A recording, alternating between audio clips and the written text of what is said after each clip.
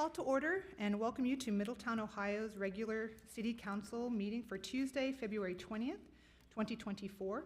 Please join me for a moment of meditation followed by the Pledge of Allegiance to the American flag.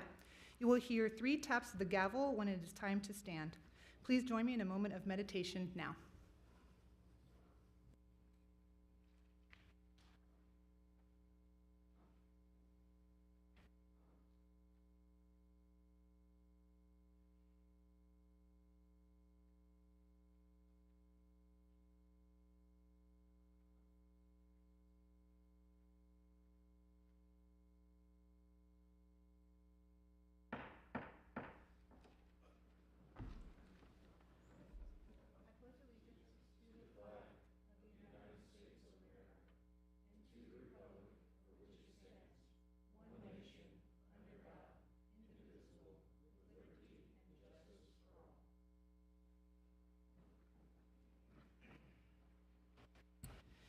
Thank you. Clerk of Council, Ms. Skank, please call the attendance roll.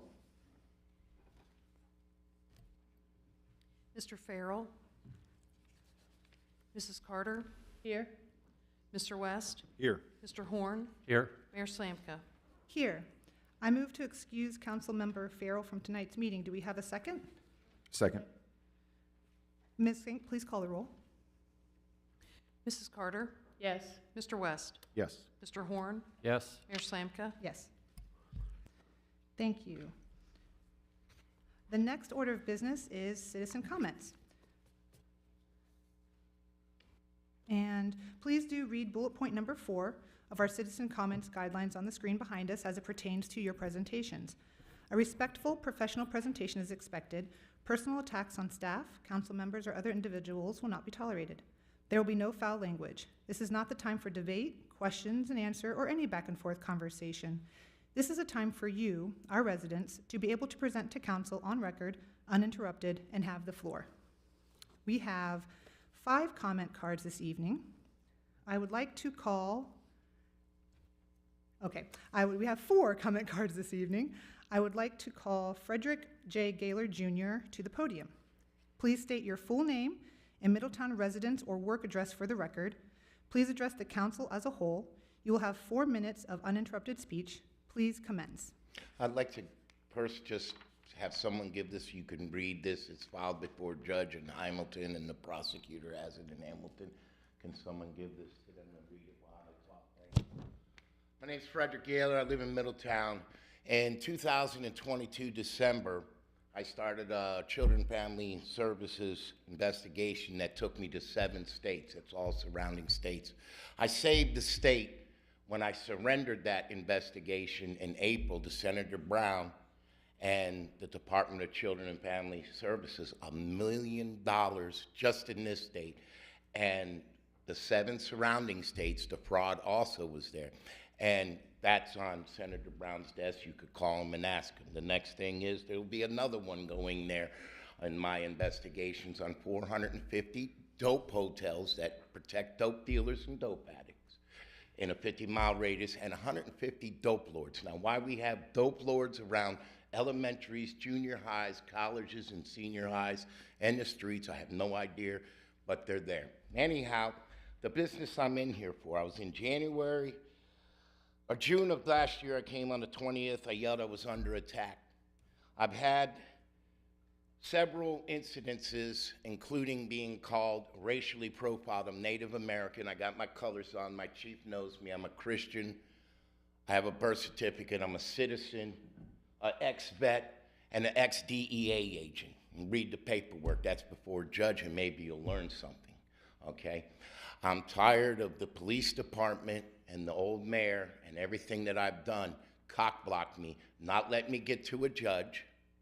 Just to say, not every single one of my motions that go to the window, even on film with Mary Swain herself, refusing me. I went to a detective today to get a police report. Senator Brown and Governor DeWine says if I want a police report that a dog peed in my yard, I have a right to get it because the dog might bite the child the next time. Whatever my police report is, they can't deny me. I was denied by your officers today.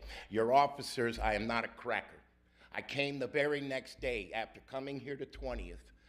On the 22nd, they violated my HIPAA rights. I got that evidence. On the 24th, I called 911. They said, we don't come out for cracker calls. I said, what's a cracker call? I had said to them that my wife was threatened by an Asian gentleman on the recording. They don't want to give me that recording. That's okay, I possess it, but why don't you want to give me? That's the point I'm meeting, okay? And I'm not hiding behind a police department from the black race, as said on the audio, by your police officer. And the last mayor knew about it, blocked me all the time.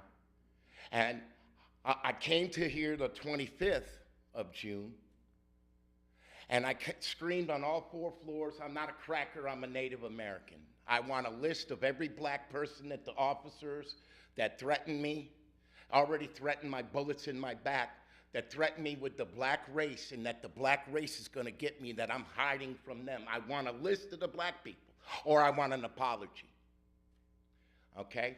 I want to be taken seriously, and I want my day in court before a judge. No more blocking me, no more you can't get to a judge, no more. And if I was mentally ill, with all the success, none of you, not a single officer saved this state this year or last year $1 million in the 7 states surrounding $1 million each in food stamp fraud. You got 200,000 officers, they didn't look through the trees in the forest, all right? Ex-DEA, I'm 38 hot, you read that. I'd appreciate some dignity and respect.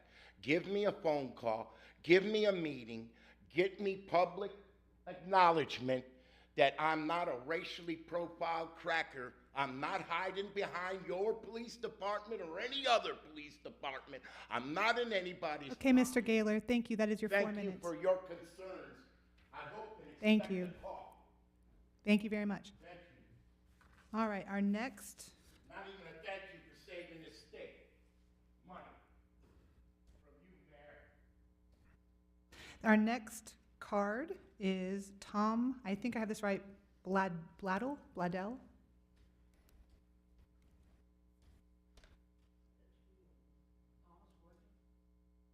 Yes, there we go. So let's see here. Please state your full name and Middletown residence or work address for the record. Please address the council as a whole. You'll have 4 minutes of uninterrupted seat. Would you like a chair? Yeah. Do we My have name is Thomas Blakely. I live at 105 North Supton Street, Middletown, Ohio. I'm here to discuss 2 issues. As a taxpayer in the city of Middletown, we got a police chief that's been on administrative leave now for 2 months at taxpayers' expense, and nothing's been resolved. And we got an acting police chief that's getting ready to retire. And also, Diane Rogers, the senior center, she committed a criminal act, and there's been nothing done in that respect. So I'm very concerned why there's never not been anything done or when it's going to be resolved. I can speak for probably all the taxpayers that's in this room and all the people on the council. It'd be nice to have some kind of input on this as to what's going forward with it, because it's been some time now. So that's basically all I got to say. I like the city of Middletown. I've been here since 1965, and I've been before the council before, and on different issues, and basically that's all I got to say. All right, thank you very much. Appreciate you. Our next card is Sarah Bishop. I was going to say basically the same thing Tom did. What- I was going to say, She's saying she would basically say the same thing that Tom did. Okay, so you don't want to come up? Or would you like to come up? Okay. So Ms. Bishop will yield her time. And our last card today is William Andrew. William Andrew. Okay, William Andrew, please state your full name and Middletown residence or work address for the record. Please address the council as a whole. You will have 4 minutes of uninterrupted speech. Please commence when you're ready. Hi, my name is William Andrew. I live at 3011 Court Louise, Middletown, Ohio. What else did you need? That was it. You're good. Thank you. Yes. So I wanted to address the sort of inauspicious beginnings of the functions of this council. One of the first major things that you took on was the issue of potentially building a municipal swimming pool. There was an organization of 5 people, actually it was 6 people when it started, one of them got cancer, all of them over the age of 60, advocating for the building of a municipal swimming pool. And then it went sideways. Just as members of council had decided that they were going to go a different direction, inexplicably, certain members of council decided that they needed to take down 2 members of that committee. I don't understand that. In one case, a member of council dredged up something that was almost a quarter of a century old to besmirch one of the members of that group of 5 citizens who were trying to advocate for a municipal swimming pool. And in another, a member of council attempted to besmirch the capability of someone who had been working with the committee kind of out of nowhere. I think it had some relationship to some sort of animosity with the mayor, Slamka. But I'm really concerned. I think the biggest concern for council is the chilling effect that this is going to have on anyone else who would like to advocate for anything else in this city. If you know that the new bros on council play hardball, and if they don't like you, they're going to troll you. And in this case, it wasn't some sort of uncomfortable situation. It wasn't some sort of belligerent people. These were 5 people who were advocating for a municipal swimming pool. They had almost nothing to gain for themselves. So I don't understand why the scorched earth.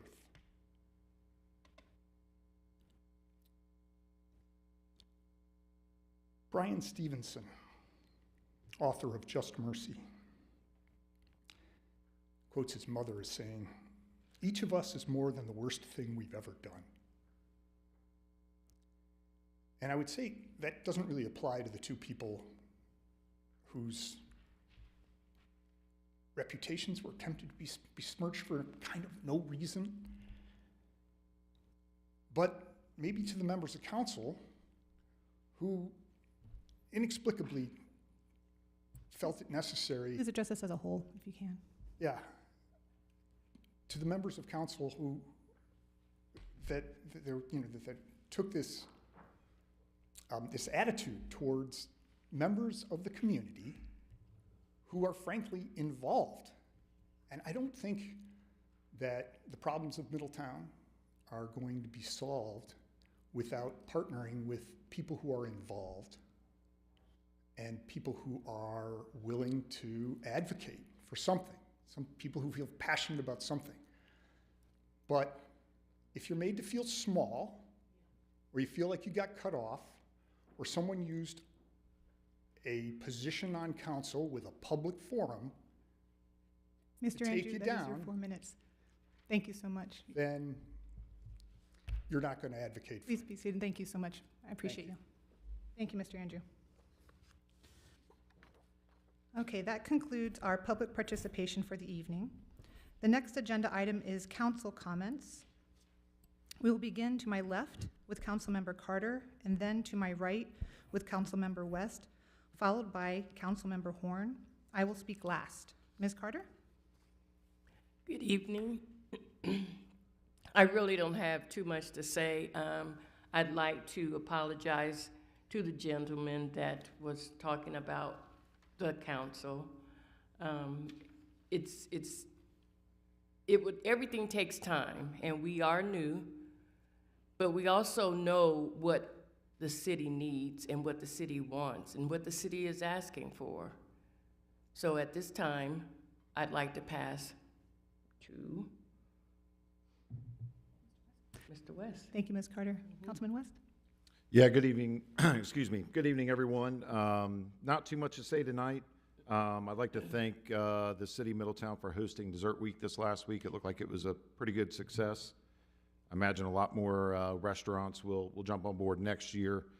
And I know there's a lot of criticism and kind of jumping around, but there's a lot of criticism with scrutiny given whenever we have a couple different plans in front of us. But again, I'll stand by what I said. I mean, there's a difference in, we are elected and we have to, the citizens are entrusting us with taxpayers' money to make sound decisions. And again, you know, the truth is the truth. And if somebody's involved in an organization that's not only advocating for something, but asking for taxpayers' dollars, and they have a questionable past that's public record with money, that's going to weigh into it. And I'll always be open and honest and explain why I've come to a decision. I'm not a politician. I'm a normal guy here in Middletown, raising my family. You know, many people in the past have complained about previous councils saying, oh, I don't understand why they came to a decision, or so-and-so. That's not me. That's not me. But that's all I have to say. Thank you, Councilmember West. Councilmember Horn? I want to thank everyone for their comments. And again, the thought of patience. Everything has a procedure and how we have to get to a certain point, because we want to make sure that everything's covered, especially when there's a concern about an investigation that's going on. So we ask the citizens to be patient. The one thing I want to talk about tonight is upcoming, that something is going to happen in our city and our county, is the increase in property taxes. And as I said in my, when we started this, during my council comments, I'm going to give a little help, a little education. So I was at a chapter or a Chamber of Commerce lunch, and they actually had a rep from the state and also the Butler County Auditor, so they shared some information with us. So first of all, I'd like to say that if you are a senior over 65, you do qualify for the Homestead Exempt Act, which will actually take $26,500 off the appraised value of your property, but you have to fill this out. One step further that the Butler County Auditor said was, and you have to approach them to do this, if there's a concern about payment, they will work out payment arrangements. And the last thing he said, which is the part that no one wants to hear, but he said they will do case by case on tax foreclosures instead of just getting them all together and pushing them to the Butler County attorney. So the county auditor is trying to work with you on that if you're over 65. Now, if you're under 65 and you happen to have bought your property recently or refinanced your property within the last 3 years and you do have an appraisal, what you can do is fill out this form. It's called Complaint Against Valuation of Real Property. Now, this has a deadline of you have to fill it out before March 31st of this year. And when you do this, and what I would advise you to do is fill the form out, give your from the appraised value, and then what the form that we all receive saying what they think the appraised value is, and the difference is what you're asking for. Once you do this, they will actually stamp it so that they received it, and then you will receive an email with your case number. So someone will review it. Now, one of three things are going to happen. They're going to lower it, they're going to leave it alone, or they might reappraise it for you. But that's the chance that you take.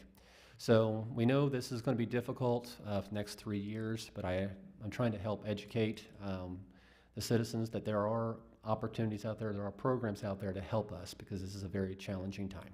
Yield to you, Mayor. Thank you, Mr. Horn. I have 5 comments this evening. The first one is the Firefighters Union, IAFF Local 336, is selling St. Patrick's Day shirts. Purchase of the shirts can be made online at their Alley Cat store with multiple color options and choices for delivery by USPS. The company they use has assured our firefighters that they will have the shirts, even by mail, to buyers before St. Patrick's Day. This is the second year in a row that the fire union has sold their St. Patrick's Day shirts for the Chip Terry Fund to help pay for treatment for first responders with PTSD and other stress-related disorders. Any and all support is welcome with raising money to help cover the treatment for all first responders that may suffer from on-the-job illnesses not covered from insurance or workers' compensation. Number 2, on Friday, February 9th, I had the opportunity to attend Sippin' with Sipple, a morning event with our Central Academy School principal, Stephen Sipple. It was a time for prospective and current Central Academy parents to take a tour and learn more about the school's history, mission, and current curriculum and programming. This was Principal Sipple's first such event, and it was wonderful, fun, inspiring, and informative. I hope they continue. Third, I've been fortunate to and able to attend 3 ribbon cuttings thus far this month for new local businesses. I encourage everyone to visit Cancun Mexican Restaurant, Irie Smoothie Cafe, and our new Michael's Craft Store locations. They are all run by people happy to be in Middletown and passionate about what they do. Fourth, coming up for Black History Month is an event called Seize the Opportunity Luncheon. This is a free luncheon to be held Thursday, February 29th, with lunch served at 11:30 a.m. The guest speaker is Mr. Stephen L. Hightower, President and CEO of Hightower's Petroleum Company. He will be reflecting on leveraging life's opportunities to grow in business and in life. The event is free. However, attendees will be invited to contribute to the African American Education Fund that supports Middletown High School students. Again, this event is on Thursday, February 29th, beginning at 11:30 a.m. at the Miriam G. Knoll Community Center, 142, at our Miami University Middletown campus, or MUM, located at 4200 North University Boulevard. And lastly, Council will be discussing boards and commissions tonight. As a reminder, the City of Middletown accepts applications for our boards and commissions throughout the year. So if there is something that you have an interest in, please do submit your application. And that is all I have for today. Thank you. The next item on the agenda is the City Manager's Report. City Manager, Mr. Lally, you have the floor. Thank you, Mayor Slanka, members of City Council. I think your microphone needs to be turned on, I believe. It was on. How's it sound now? That's good. Sorry about that. We have 2 items on the city manager's report this evening. The first is I'd like to welcome Thomas Hall, our 46th District Ohio House Representative, who would like to address council.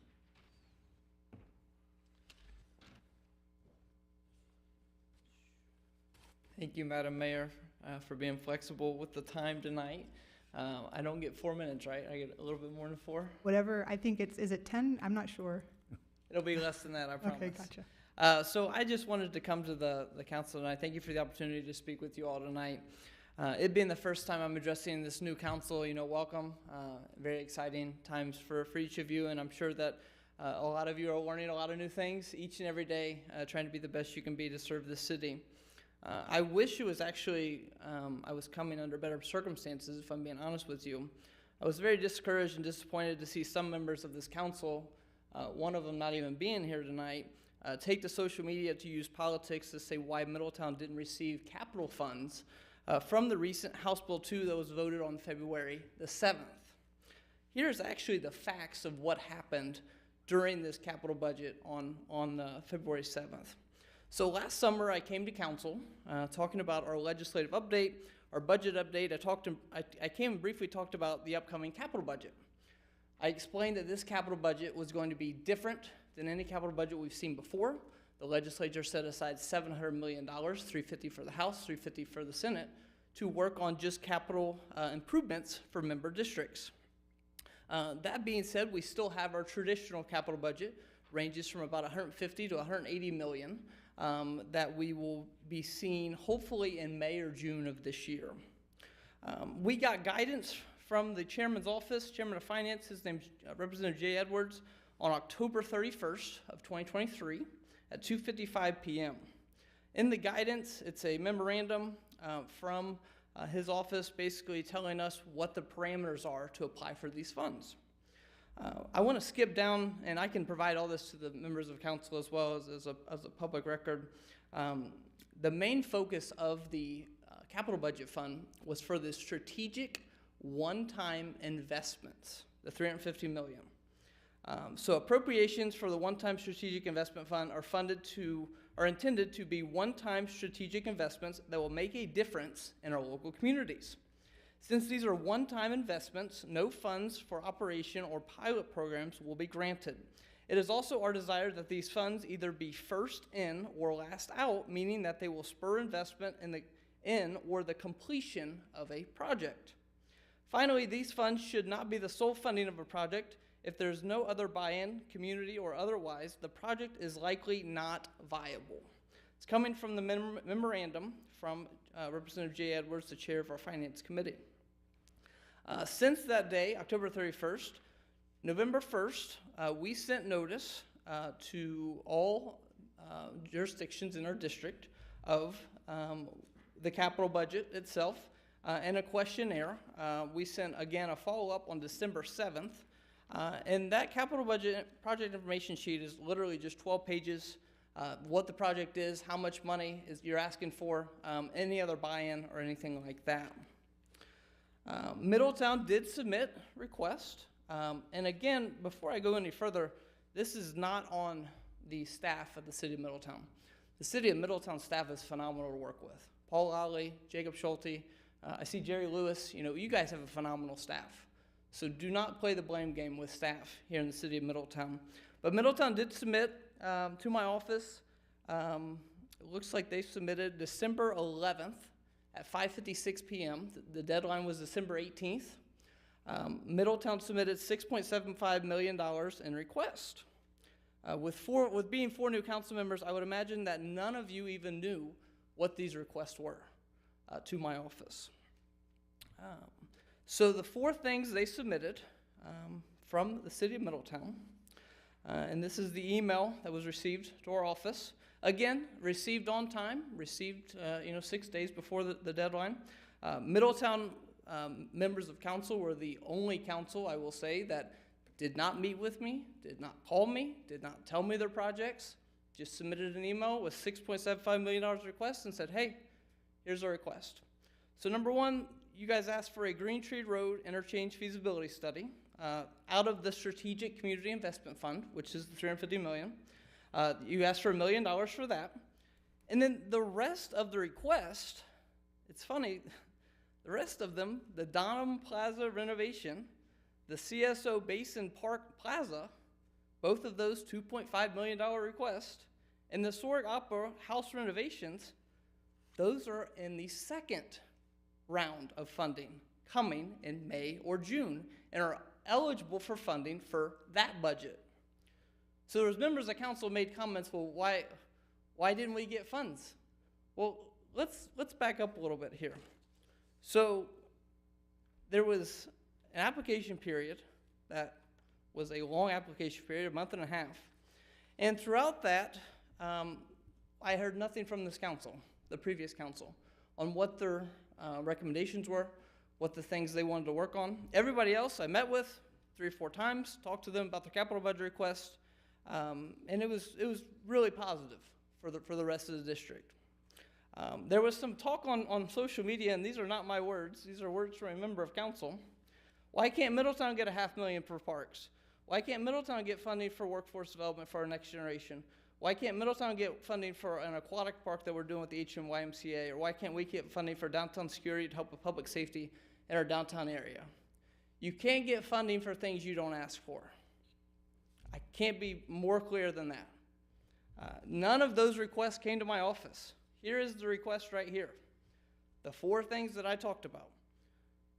And I will be very repetitive when I say this, but I want what's best for Middletown. I can't lead and be your state representative if I don't know what your priorities are. So let's talk about why Green Tree Road did not get funding for this capital budget. Well, if you look at a map, which I have a picture here, if you look at a map, Green Tree Road is actually not even in our district. It is in Adam Matthews' district, House District 56.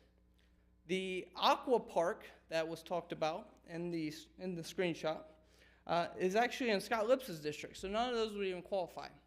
That's for the 3,000 people that live outside of Butler County. We only represent the 47,000 people that are in Middletown, according to the Butler County Engineer's Office, that live in Butler County. Middletown is actually not the biggest, even, jurisdiction anymore. In our House district now, Liberty Township has passed Middletown on population, with populations close to 49,000 people. The rest of the things that Middletown put in for, they could be eligible for the second round of funding. That is very true. I just met with our budget team today. They were talking about the second round of funding. There is politics involved with everything at the State House, but at the same time, that pot of funding is still eligible for the other three projects that came up for it. One of the councilmen made a comment, why did you vote for this? This wasn't good. Well, I serve 124,000 people, and this is why I voted for it. We got $1.4 million for 3 projects in Liberty Township, Monroe, and Madison Township. We got money for Butler Tech for workforce development for their welding lab. We got OFCC funding and jail money funding. Why is that important? Why would that be a need for our district?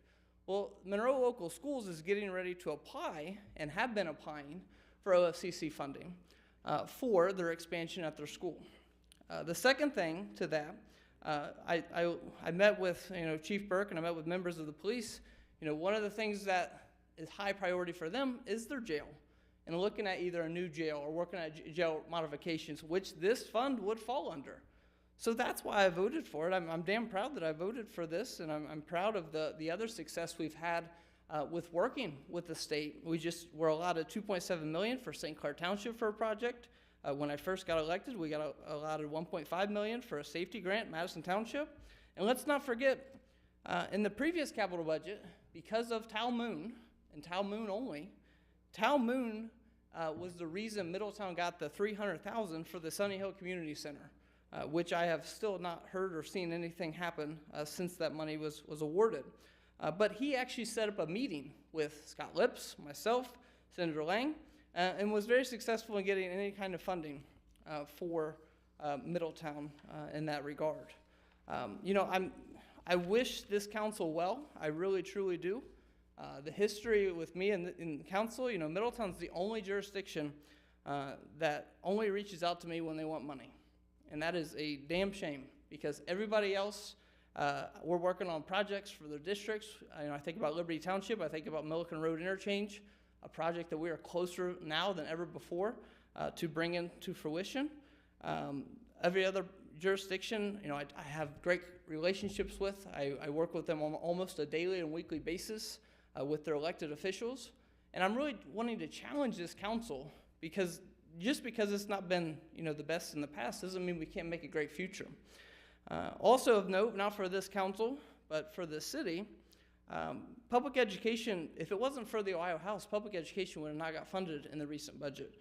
Middletown Schools has seen an $8 million increase from state funding in the recent budget, and that was double checked by Randy Bertram, the school treasurer. I'll end by saying this, I was a former local official just down the road. I believe local government is still the best government, but I can't make decisions for this council like I can't take votes for you. I can't even get the last council and some members of council on this council to apply for the free money in grants from the state. I can't help you guys if you guys don't apply, and I can't fight for your priorities if I don't know them. I wanted to come and set the record straight to the citizens of this great city of the truth of truly what happened with House Bill 2 on February 7th. I'm coming here because I want to be a part of the solution. I will continue to work on things to make this district a better place, and I stand ready to work with the city on things to make Middletown the best it possibly can be. If you have questions, I'll be happy to take them if I'm allowed to answer questions. If not, I will yield my time to Paul Lawley. Mr. Lawley? I don't have a question. I have a couple things. And Representative Hall, thank you for your time. And I just want to set the record straight. The only thing I posted was asking why. Middletown received 0. That's the only thing I posted.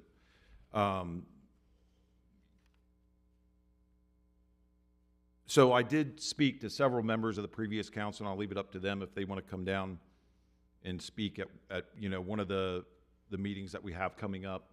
But they have said that they did reach out to you. Yeah. With no response. Yeah. I wasn't here. I'll let them, if they want to raise the issue, that's perfectly fine. My concern is many, right? So I saw what the city asked for, right? And I understand there's different earmarks for different dollars, or there's different, and I know that, Senator Lang's gonna try and pull on his end. I never implied anything. I just asked why Middletown received 0. And that would be the same question I would ask whether it's you in that seat, anybody, right? You're our state representative. But I will say this, anytime you want to meet, I'm more than willing to. The concern is, from a lot of residents here in town is, like, for example, one of the previous times you came down to speak, and this isn't a personal attack on you. This is just from a taxpayer, right, here in Middletown. Everybody's concerned. Everybody's concerned with property taxes going up. And then we see in the headlines, state of Ohio added $700 million, $697 million to an over, what is it, $3.5 billion rainy day budget? $4 billion. $4 billion. Mm-hmm. So people are like, well, taxation without seeing any results, right? There's, some people here that'll say that's, they'll go as far to say it's legalized theft. I get it. I look at it and say, from a regular resident, we're all paying taxes. Absolutely. We want to understand, and I get it, right? Housing's going up. They're, appraisals are going to go up. But at the end of the day, people have their budgets, their monthly budgets, their weekly budgets. And when we see, a House bill come out where higher learning institutions like Ohio State University gets $76.5 million.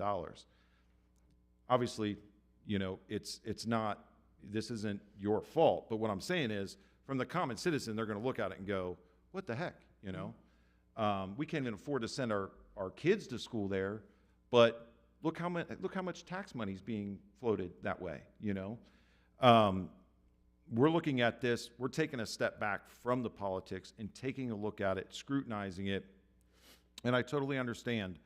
But at the same time, the only thing I will say, though, is as our state rep, it's a two-way street. Yeah. It's a two-way street. So if you aren't hearing from Middletown, and the only time you hear from Middletown is when there's a need financially or whatever, reach out. Again, there's a lot of things going on in Columbus that we don't know. That's, that's why we have you. But, at the end of the day, feel free to reach out to me. My only question on social media was the why. Why did we see, it's kind of sickening when you look through that PDF and see all of these other cities and towns and townships get, these different pet projects sort of funded.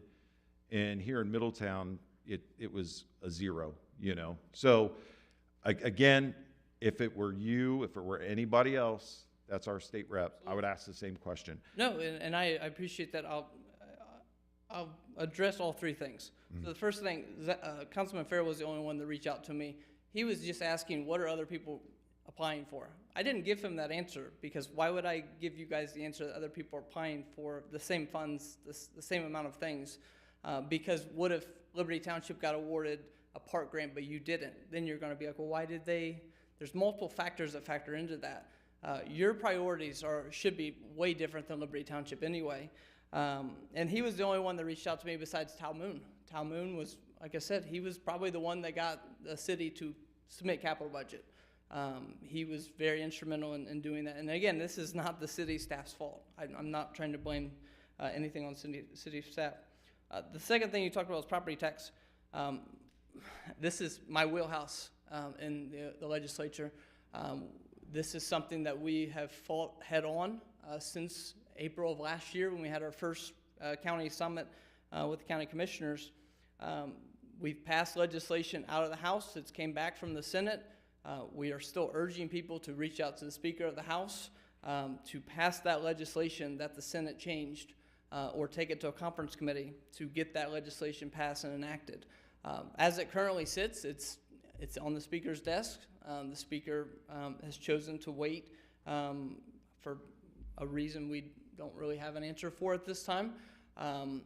He wants everybody back home working in their districts, which we are, but people in my district, people going door to door, they want relief on property tax.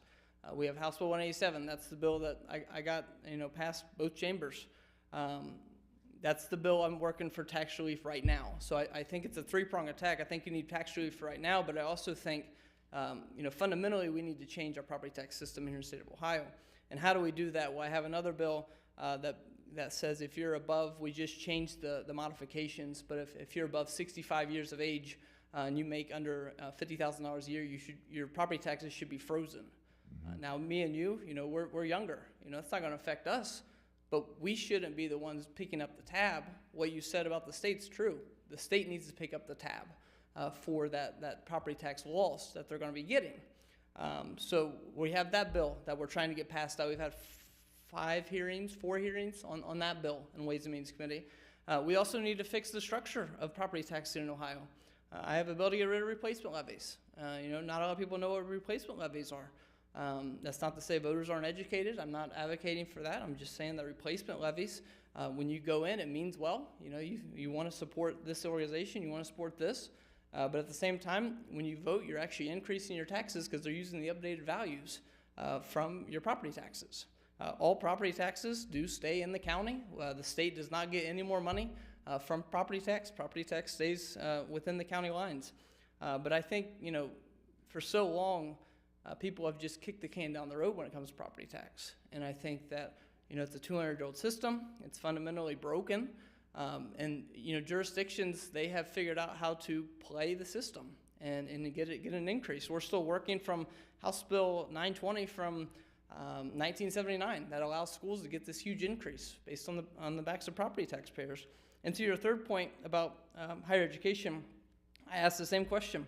So there's 1.667 billion or so. There was one higher education that actually is not going to be open in the coming years, so they decided to pull that funding for it. So that's why it made it under the $2 billion. But the $600 million for the OFCC grant, that is statutory, that we have to give the $600 million to the OFCC grant.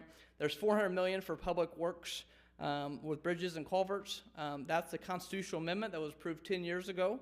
So there's the $1 billion. $250 million was a priority of the House to focus on jail construction. $150 million for small counties, $100 million for large counties for construction or modification.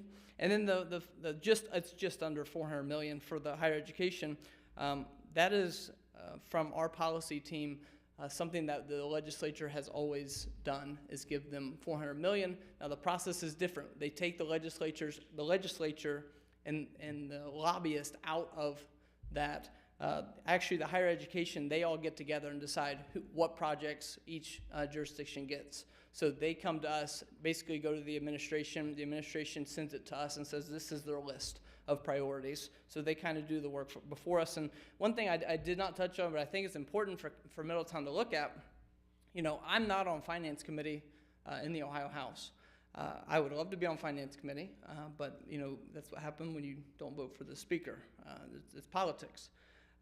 Finance Committee makes determinations just like our policy team makes determinations for what gets into the operating budget, to the capital budget, to the transportation budget.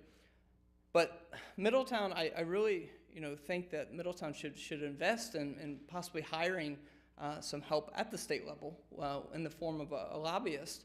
You look at Liberty Township, they're so successful in getting grants, well, they have lobbyists. You look at Butler Tech, they're so successful in getting grants, they have lobbyists. Miami's got lobbyists. The city of Monroe's got lobbyists. Everybody has a lobbyist. And it seems like, the more and more people we meet with, they're like, oh yeah, we've already talked to them. We already know their project because they have people working for them in the State House more than just their elected officials.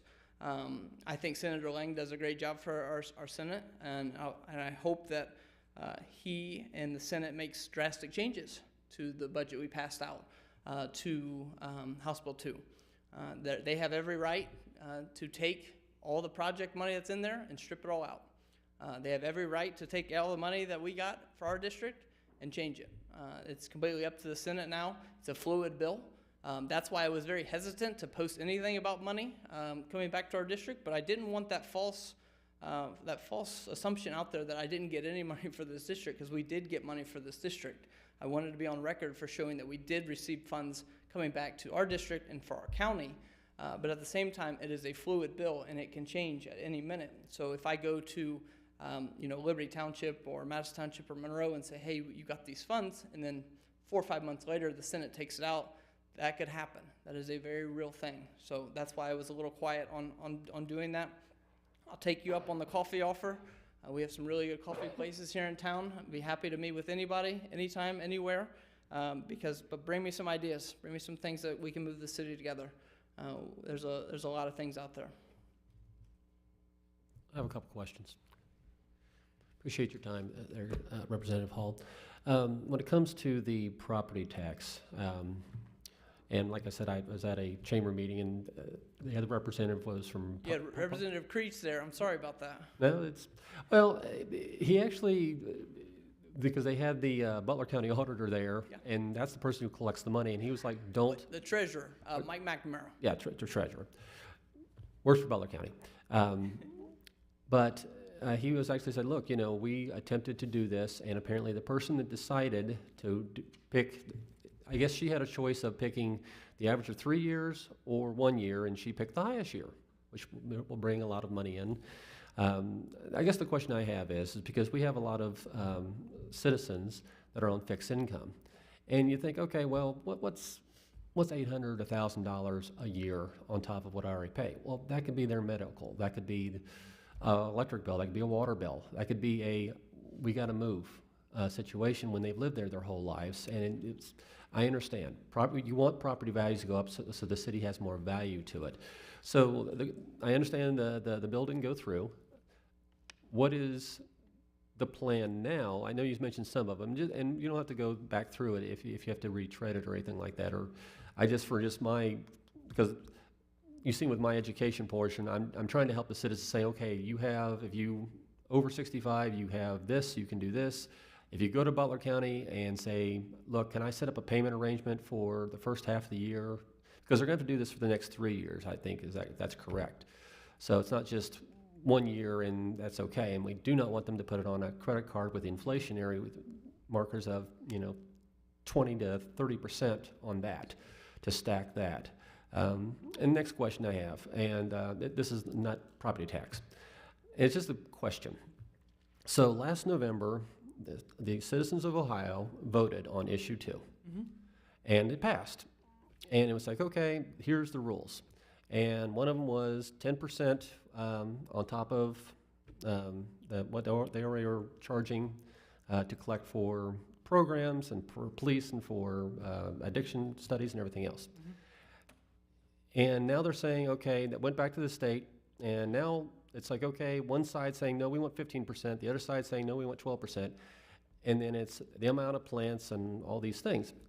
And it's like, okay, I guess that is politics, but then the concern is it's going to be almost a year, and that is revenue that can go to schools, police departments, cities. Now, medical marijuana is passed. We have places in other cities. We're talking about it, doing it here, but that's revenue that can be collected. And I think one side wants 15, but they're saying, well, you can go to Michigan and get it for cheaper, or you can do this. So when is enough? When it's like we voted for this, it was crystal clear. I know when they put it out there, it's like, well, it didn't have this and didn't have that, so we got to kind of retool it so it makes sense for everyone involved. But it feels like we're doing the Potomac two-step in Columbus. Absolutely. No, and both are really important topics. So I'll try to be very brief because in the spirit of time, I don't want to take up the whole meeting. First topic, property tax. Last April is when I got a call from Auditor Nix, Commissioner Dixon, said, hey, we got a problem. Our valuations are looking like they're going to be 37 to 38 to 41% here in Butler County. We got together. Our prosecutor, Mike Mosner, actually had the recommendation, well, why can't we just use 3 years worth of data instead of 1? Took that back to Columbus. We had a meeting, Senator Lang, myself, Representative Adam Byrd, Senator Terry Johnson from Claremont County. Claremont County and Butler County are both being hit with historical increases. In that, we met with the director from the Department of Taxation. Her name is Patricia Harris. She is a unelected bureaucrat appointed by the governor.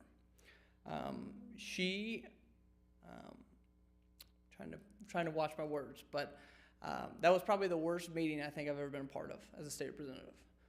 Department of Tax and the director, or Commissioner Harris, Tax Commissioner Harris, they do not give a damn about property tax owners in the state of Ohio. I'm not saying because I'm a state rep or state senators whether we should have been treated better, but they basically said, these are the rules. We're going to do this whether you like it or not, and you can come after us if you want. So we did. We introduced a bill to strip powers from them and to use 3 years worth of data. The state tax commissioner has the ability right now to use 3 years worth of data. They're not choosing to. Schools are huge lobbyists. I talk about the lobbyist word. Schools are huge lobbyists. The Auditor Association are huge lobbyists in Columbus. They were fighting back against us because they want these funds. Selfishly, they want these funds. So the issue for us we ran into with working, House Bill 187 is only 41 counties are up for a triennial update. There's 13 counties. There's 28 counties up for the reappraisal in Ohio. So 47 counties in Ohio are not dealing with any of this. And they're coming to us as we introduce this bill, working this bill, saying, well, we're not having these issues. Why would we change anything? It doesn't make sense to us. Why would we vote for something? Why would we make our schools mad or our local governments mad? When we don't have to. It's fine in other parts of the state. And that is all based on the state constitution. It is my belief that a constitutional mandate, would be the ideal situation, citizen-led, to change the property tax system. Now, there is a property tax study committee that is created. They've had 3 or 4 meetings that are trying to look at the long-term solutions. We are running some of these solutions through the legislature as we speak, trying to get them ready for the next operating budget. You put them in the operating budget because they get signed into law quicker, and they take effect faster. But that is what happened with House Bill 187, and as we speak, property tax, issue 2, are on the Speaker's desk. Those issues have not been resolved. The Speaker has wanted to take his time on issue 2. It did pass, I think 57%, overwhelming majority. But the difference between issue 1 and issue 2 from last November, issue 1 went straight into the Constitution, state Constitution. Issue 2 sent the rules to the legislature. The legislature has the ability to change or modify those rules. That is what you're seeing take effect right now. The governor has already given his ideas of the changes he wants. And the House and Senate are on 2 different sides of the table when it comes to the rulemaking process and what that looks like as far as the implementation goes for issue 2. I would rather be in Columbus and it's difficult for me to make council meetings because Tuesdays we're usually in Columbus all day doing committees or having meetings in Columbus because we always have session on Wednesdays. I would rather be in Columbus working on these things, but the Speaker has opted to not have sessions and to not have committees as we have a primary in 28 days. So everybody is supposed to be back home working in their districts. So issue 2 is still just like property tax. They're both on the desk. They're both the top 2 priorities. My office is probably one of the busiest offices in Columbus as far as constituent feedback, but you'll be amazed. It's a lot of constituents from our district, but it's a lot of people reaching out because we have the property tax bills. And people are reaching out saying, we need these bills. I listen to people. One guy, his property taxes went up $200. One guy's property taxes went up $15,000. Both ends of the spectrum. Both people are saying, what the heck? The system's broken. And the system is broken. That's what I'm trying to fix is the overall system fighting for property tax relief for now, but also trying to fix the overall climate going forward. And that's why, everywhere I go, I try to talk about property tax. So I appreciate you sharing those, and I'll let Representative Creech know he did an okay job sharing that with you, because next year is going to be, that was for tax year 23. Tax year 24 is going to be different counties that are up for the triennial update, up for the reappraisal. We hope that there's going to be pressure put on other reps from other counties, other districts, to get something done. That is my hope and belief. We will not be back in session till probably April, at the very earliest, because of the primary, because of the politics involved. So, sorry, that was a long-winded answer. All right, and are there any other questions or comments? Oh, thank you so much, State Representative Hall. Thank you. You guys have a great night.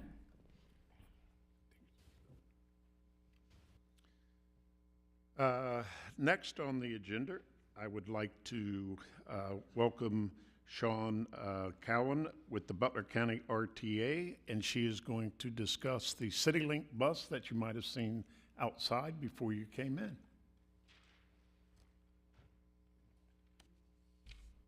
Good evening. My name is Sean Cowan, and I'm the Director of Customer Care and Public Engagement at the Butler County Regional Transit Authority. I'm here tonight to introduce you to the new Middletown CityLink commuter service. So I hope everybody did get the opportunity to see the bus on their way in. They are lovely. They're very comfortable and very nice for anybody who got to check them out on the inside. This new service here provides some wonderful commuting opportunities for the Middletown residents. It is an easy way for them to be able to connect to downtown Cincinnati, and it's a very affordable way for Middletown residents to be able to connect to downtown Cincinnati. Right now, the route starts here in Middletown at the Meyer Park and Ride, and from there it makes connections to Westchester. It goes down through uptown, Cincinnati, so it has connections to some of the Cincinnati hospitals, along with the University of Cincinnati campus. From there, it goes down to Government Square, which is a Cincinnati metro hub for anybody who has done any sort of commuting from out this way. And then it goes to the Riverfront Transit Station. Some of the features of the CityLink include obviously hours of operation. Right now it operates Monday through Friday. It has 4 round trips that go out in the morning, and then there's 4 round trips back in the evening. The service currently is operating fare-free as we are transitioning to a new cashless fare system. Once fully implemented, which we've had some little bumps as you do with technology, we're hoping to have that fixed by mid-March, but the cost to ride CityLink is $5 each way, or you can purchase an unlimited monthly pass for $120. So for any rider who commutes downtown, knows that that's a bargain once you weigh it all out against gas, parking, and just the wear and tear on your vehicle. Our fleet consists of brand new commuter coaches. They have high back chairs, modern amenities. There's free Wi-Fi and charging stations at every seat. So for those of you who like to start work before you start work, it gives you a great opportunity to catch up on your emails, read through some I don't know, prepare for a meeting, or I would probably just binge watch some Netflix. However, it is a very comfortable and easy way to commute to downtown Cincinnati. I do have some rider guides that I left over where the agenda was located. If anybody is interested, it gives you all the ins and outs of the service. I also left some business cards. If there's a business in here or an opportunity for BCRTA to speak and to talk about this service, we would love to be able to do that, so please reach out to me. We have all sorts of marketing materials that we can share. We've obviously got your hard copy stuff, but we do have some digital media if it's something that you'd like to share on your website and things like that to promote. I'm happy to take any questions if that's allowed. I know you guys have a little bit of a long meeting tonight. Absolutely, we can take some questions. Yes. Yes, sir. So I've actually seen the bus when it's like, wow, it's very impressive, very clean looking. So you said it goes from Myers all the way downtown. Yes, sir. What's the schedule, is I guess my Okay, question. so the first, that's a good one. Yeah. Okay, so I do have this in here. So the first trip out in the morning is at 5:55 a.m. And here, let me look, because I don't have it totally memorized, but from the Meyer Park and Ride. And then there's 4 trips in the morning, and those are a half hour apart. So it leaves out of here at 5:55, and then at 6:25, 6:55, and then 7:25 in the morning. There's a break in the afternoon, in their round trips, and then it starts back out again in the afternoon, heading from back to Middletown, or from Cincinnati back to Middletown, I guess maybe is a better way to say it.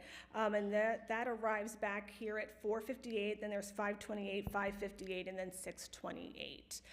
It is a newer service, so we are collecting some data on, we've gotten quite a bit of feedback of people interested in some additional stops, people interested in some additional, adding some times a little bit later in the day. We're probably gonna, right now the plan is to gather all that information. We'll be doing some customer surveys and make adjustments as needed. So the long-term goal, of course, is to add more service and then to be able to do some weekend services, because it would be, a lovely way to be able to take on some, fun activities in downtown Cincinnati.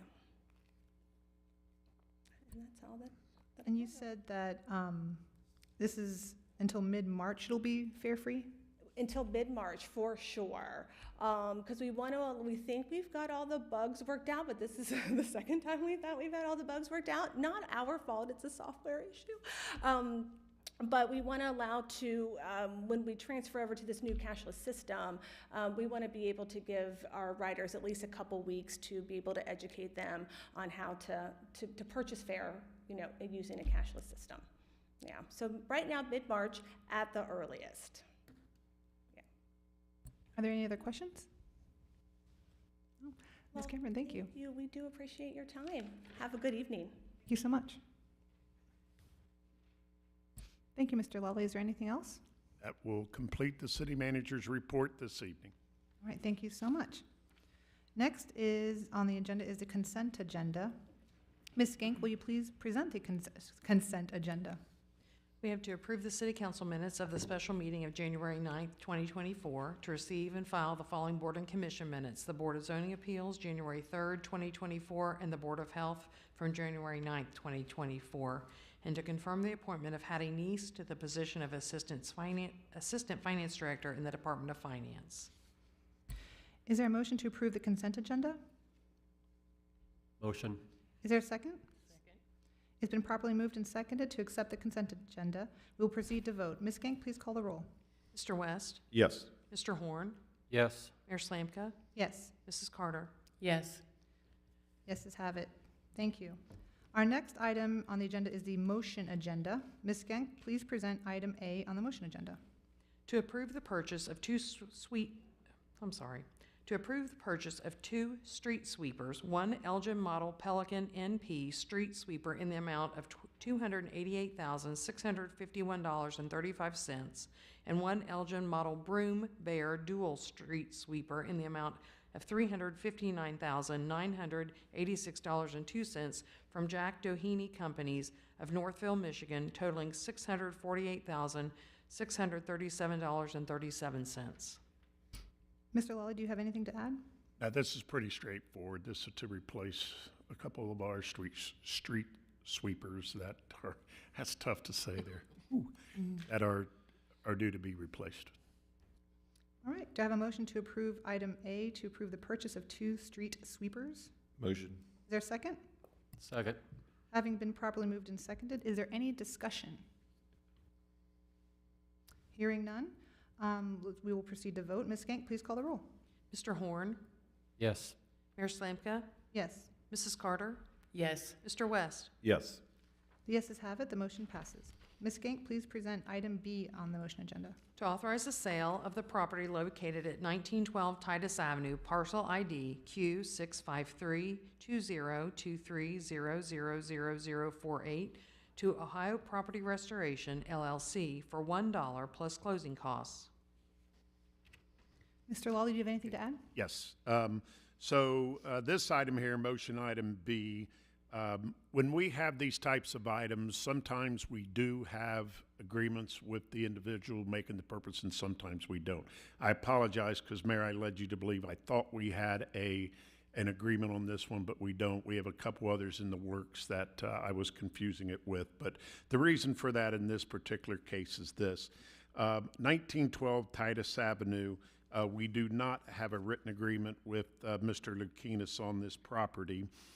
We were actually in the process of demolishing this structure when Mr. Lukinas came to us and asked us not to, because he felt he could salvage this building.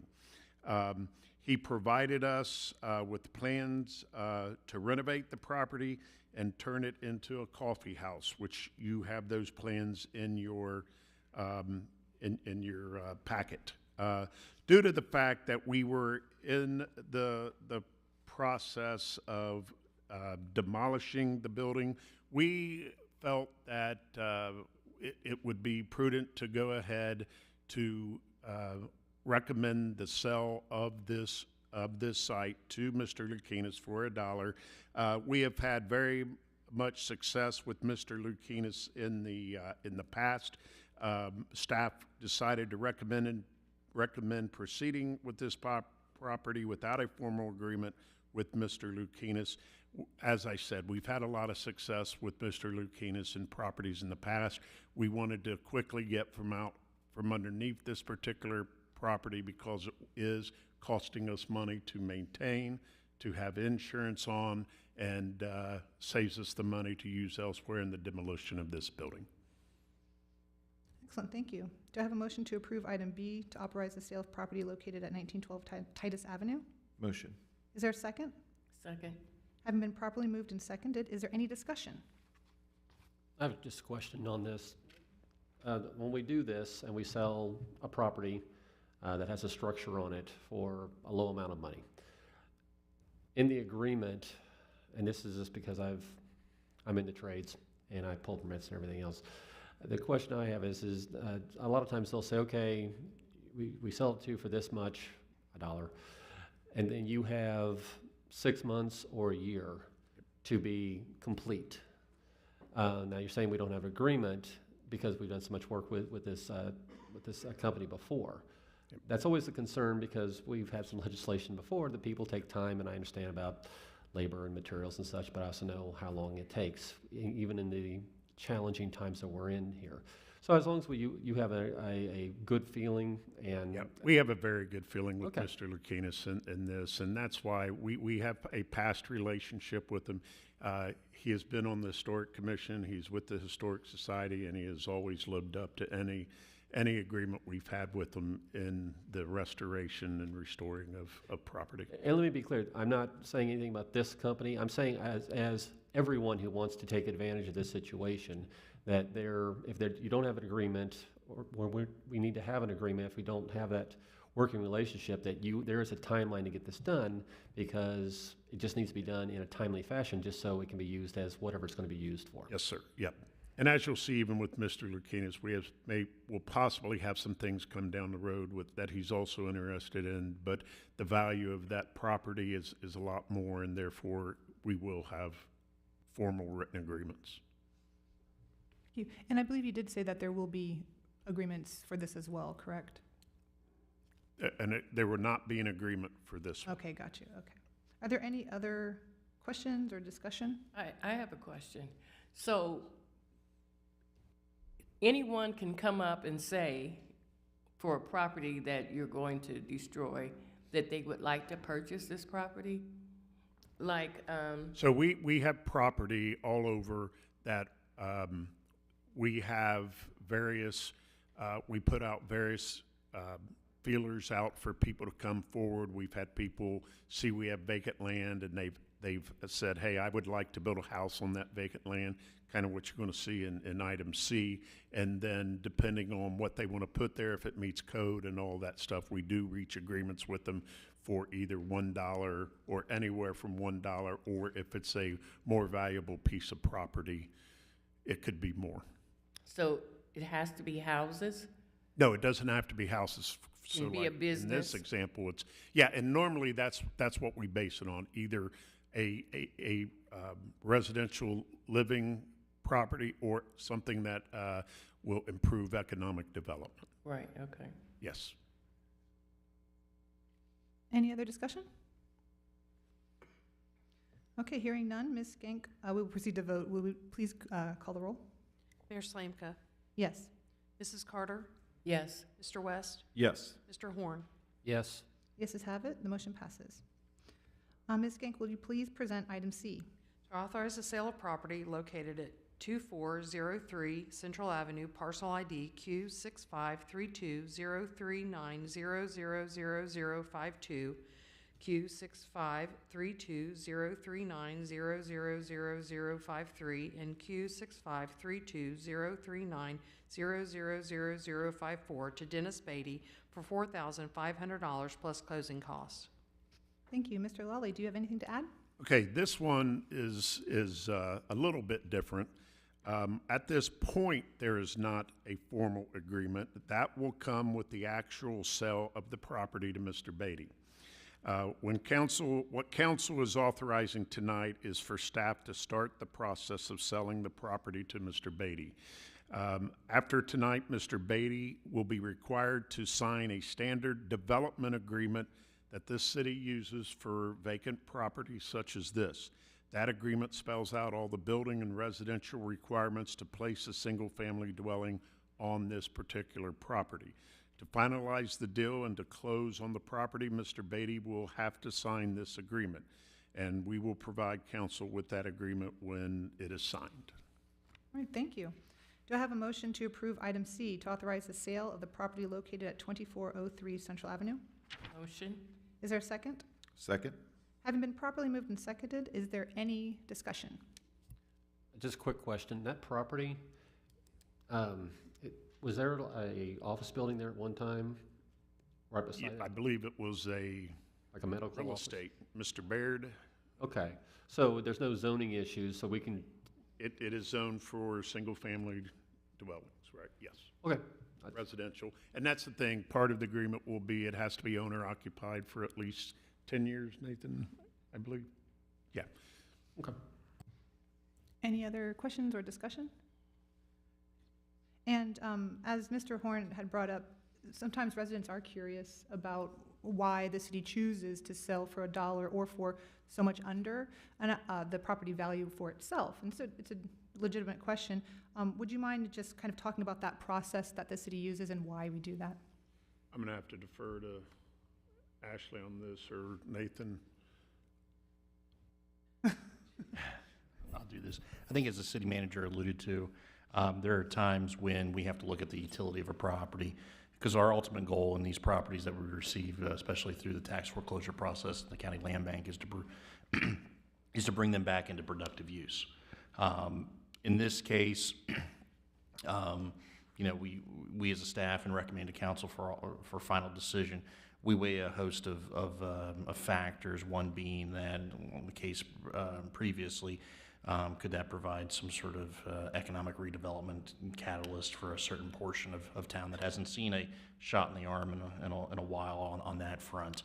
Additionally, as we're looking at properties such as this one in front of you, does it effectuate, does it move forward our housing plans, our promotion of infill housing development in the city, in places that we do have some infill space to fill in.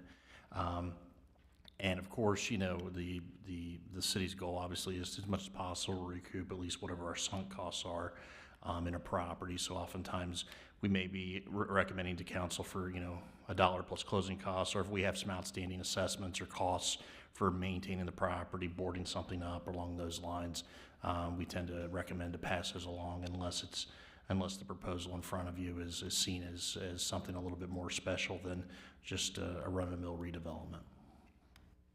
All right, thank you very much. Is there any more discussion? Hearing none, we will proceed to vote. Ms. Skank, would you please call the roll? Mrs. Carter, Yes. Mr. West, Yes. Mr. Horn, Yes. Mayor Slanka. Yes. The yeses have it, and the motion passes. The next agenda item is legislation. We have 10 items of legislation this evening. our representative from legal, Mr. Brody Conover. Legislation, please. Great, thank you, Madam Mayor. The first tonight is ordinance number O-2024-09, an ordinance establishing a procedure for and authorizing a contract with Neighborhood Housing Services of Hamilton Incorporated for implementation of a first-time home buyer assistance program. This is a second reading. Thank you, Mr. Lai. Do you have a staff report? I do not have any further thing to add from last week All right. or last meeting. Okay, do we have a motion to approve the ordinance? Motion. Do we have a second? Second? Has been properly moved and seconded. Is there any discussion? All right, hearing none, we'll proceed to vote. Ms. Gank, please call the roll. Mrs. Carter? Yes. Mr. West? Yes. Mr. Horn? Yes. Mayor Slanka? Yes. The yeses have it. The legislation passes. Mr. Conover, the next legislation, please. And next is ordinance number O-2024-10, an ordinance authorizing a grant agreement with Adopt a Class Foundation Incorporated for the acceptance of American Rescue Plan Act funds as a provision of government services to the extent of the reduction in revenue. This is also a second reading. Thank you. Mr. Lawley, anything to add?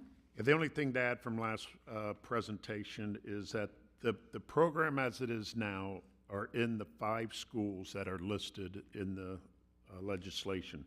The goal is to eventually be in all school buildings in Middletown, but essentially that will be determined by the school's prioritization that is driven by the Middletown City School District leadership.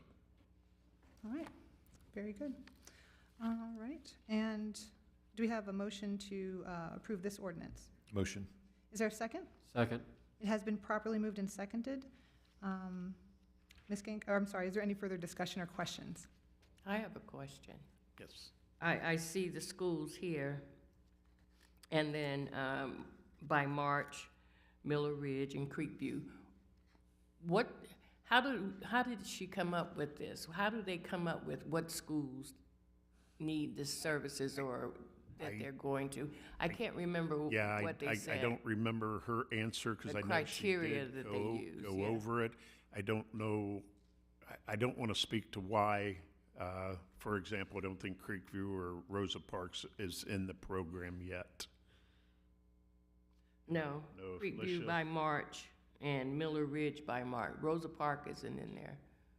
What's that? I said Creekview by March 2024 and Miller Ridge 2024, but Rosa Park School isn't in there. Yeah. Once again, all we know is the leadership of the Middletown City School District prioritizes, and I don't know how they prioritize when a particular school falls into the Adopt a Class program.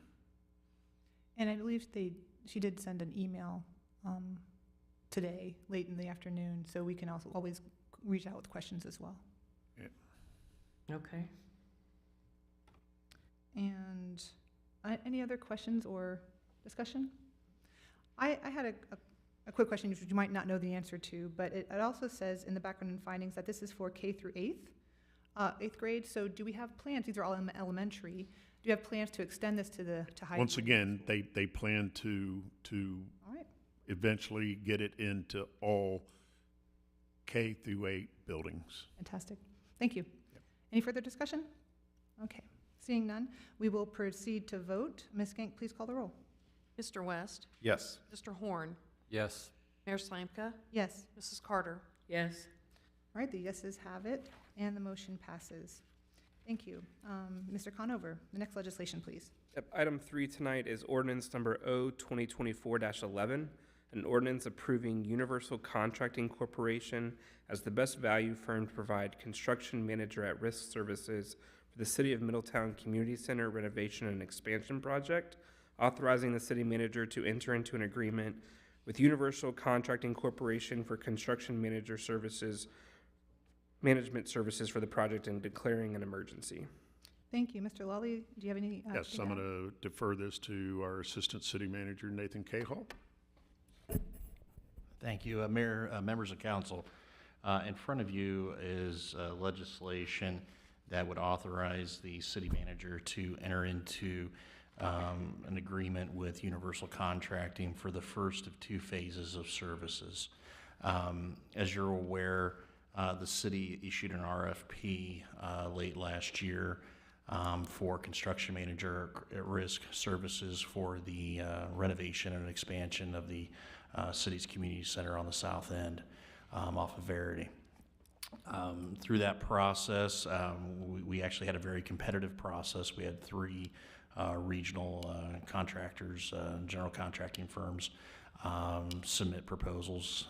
Staff evaluated their proposals, conducted interviews, checked references, and made the recommendation tonight to enter into a contract with Universal.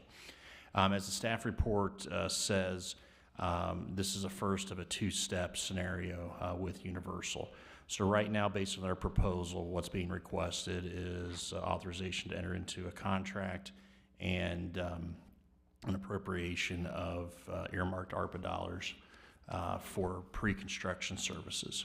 So the construction manager at risk scenario, or the framework we have, provides for this firm to work in unison with staff and our architect and design team to finalize plans to do a lot of pre-construction services like preliminary estimating, gauging interest in the subcontractor community for the project to try to get us very competitive bidding, some value engineering review and recommendations, not only on material utilization or certain component parts of the building and the project, but also some constructability advice to our design professionals that may be looking at it straight from a design standpoint and not how some guy or gal out in the field's actually going to put this thing together and build it. So that we can ratchet down that price as much as humanly possible. At the end of that process, which we believe if passed tonight, we would be in a position sometime probably middle of spring this year, where then the contractor, the general contractor, or the construction manager in this case would then provide, much like we have with the fire stations, a guaranteed maximum price that says, look, here is the most that you will have to pay our firm to build this project. It's on us to find the subs, to coordinate construction activity, to be not only your owner representative, but to be your GC in the field and bring it across the goal line. As our agreement is structured as well, there is a benefit for the CM at risk to come in under their maximum price guarantee because they get to share, but also the city shares in those cost savings as well. So if they say, we're going to build this for $100 and it comes in at, $95, there is a cost sharing of that $5 savings to both parties involved, which we found very beneficial as we were looking at these scores. But what's being asked of you tonight is to allow the commencement of the first stage of the CM at risk process. And then once we have a guaranteed maximum price, there will be further authorization requested to allow the city manager then to enter into that construction contract. All right, thank you. Is there a motion to approve the ordinance? Motion. Is there a second? Second. It has been properly moved and seconded. Is there any discussion? I have a few Yes. questions. Go ahead. You go ahead. Okay. So Universal Contracting Corporation, they're going to be the CM, so that means they're going to be the construction manager of it. So they'll have all the subcontractors, general contractors, electricians, plumbers, and such.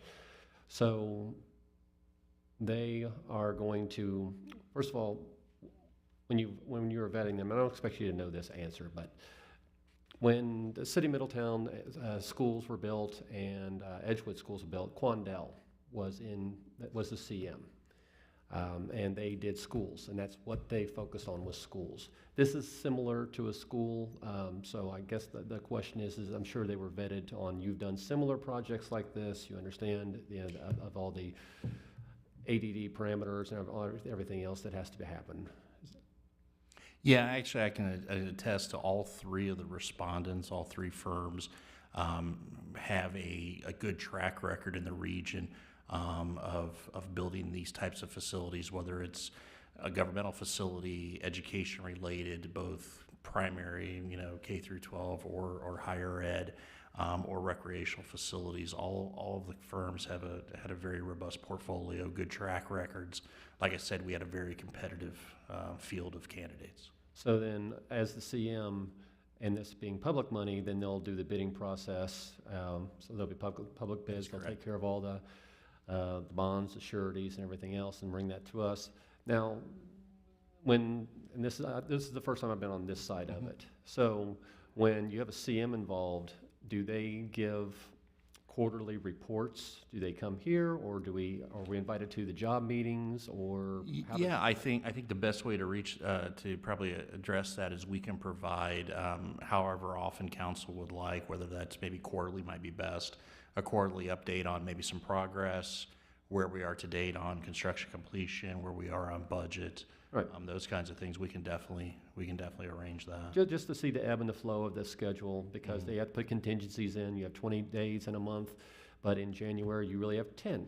Exactly. Because of weather and in February and so on and so forth. So, okay, that's just my question with the CM. Because you were saying GC, and that's not them. They are their, and I'm not trying to correct. Yeah, no, you're correct. Yeah. It's just that, 40 years of doing it kind of thing. But yeah, so that's what they are. They actually are the people that are our representatives for this construction. And that's the question I just had of what, I'm sure they were vetted, but then the bidding process and everything else will have to come through just like you were bidding anything else. Exactly. And then they'll do the vetting of those folks, and then we'll get the project going. Exactly. Thank you very much. Having said that, I think the quarterly report for project progress and budget, is that, yes, that would be really, really good for council and our residents. Thank you. Other questions? Yes, the financial impact. I'm reading that and I'm wondering how much will we use of the ARPA funds for the community center? That's a really good question. So, and we have a new council, and ultimately the buck stops with you folks. As we were trying to provide scope of this project, after we just couldn't get things to come to fruition with the joint city-school scope of work, the previous council had committed $2.1 million of the city's ARPA funds to go towards the project. There was discussion of adding another $500,000 to go up to 2.6. So all in, if you take either one of those two numbers, and then the ARPA funds that have been pledged from Butler County, the funds that we have out of the state capital budget, we're looking at somewhere between 5.9 million and 6.4 for an all-in number. Now that just then it has to not only include construction costs, but also our design and professional costs. But that's ultimately, at the end of the day, when we come to this GMP, and I think that's something that we intend as a staff, as we are finalizing these plans, getting better estimates on cost, is to have that discussion with council, maybe at a city manager's report time on the docket, to get direction as to which way you want to go. Because, a $500,000 swing, we have to subtract or add something fairly substantive in terms of the scope. And so we're not there yet, but we'll probably be there probably in the next 30 to 45 days. Okay, so where's the 300,000 sitting? Where is that It's representative? it's sitting with the state of Ohio, I think the Office of Budget and Management. But we actually executed I think what's called a joint use agreement with the Ohio Facilities Commission last year. And those dollars, as soon as we show them receipts for reimbursement, we will receive those funds. Oh, okay. And One so more. to be a little more direct, the last city council has essentially committed $4.6 million of the ARPA dollars to this project. Okay. And then there's the additional $300,000 from the state fund. Okay, so would it seem greedy of me to say that the community center at this time is losing revenue? It's just sitting there, losing revenue with the before school programs, all of the programs that they have for the children. They're not doing anything. Yeah, they're continuing to do the programs that they have done for the last several years. No. So I don't think they're losing.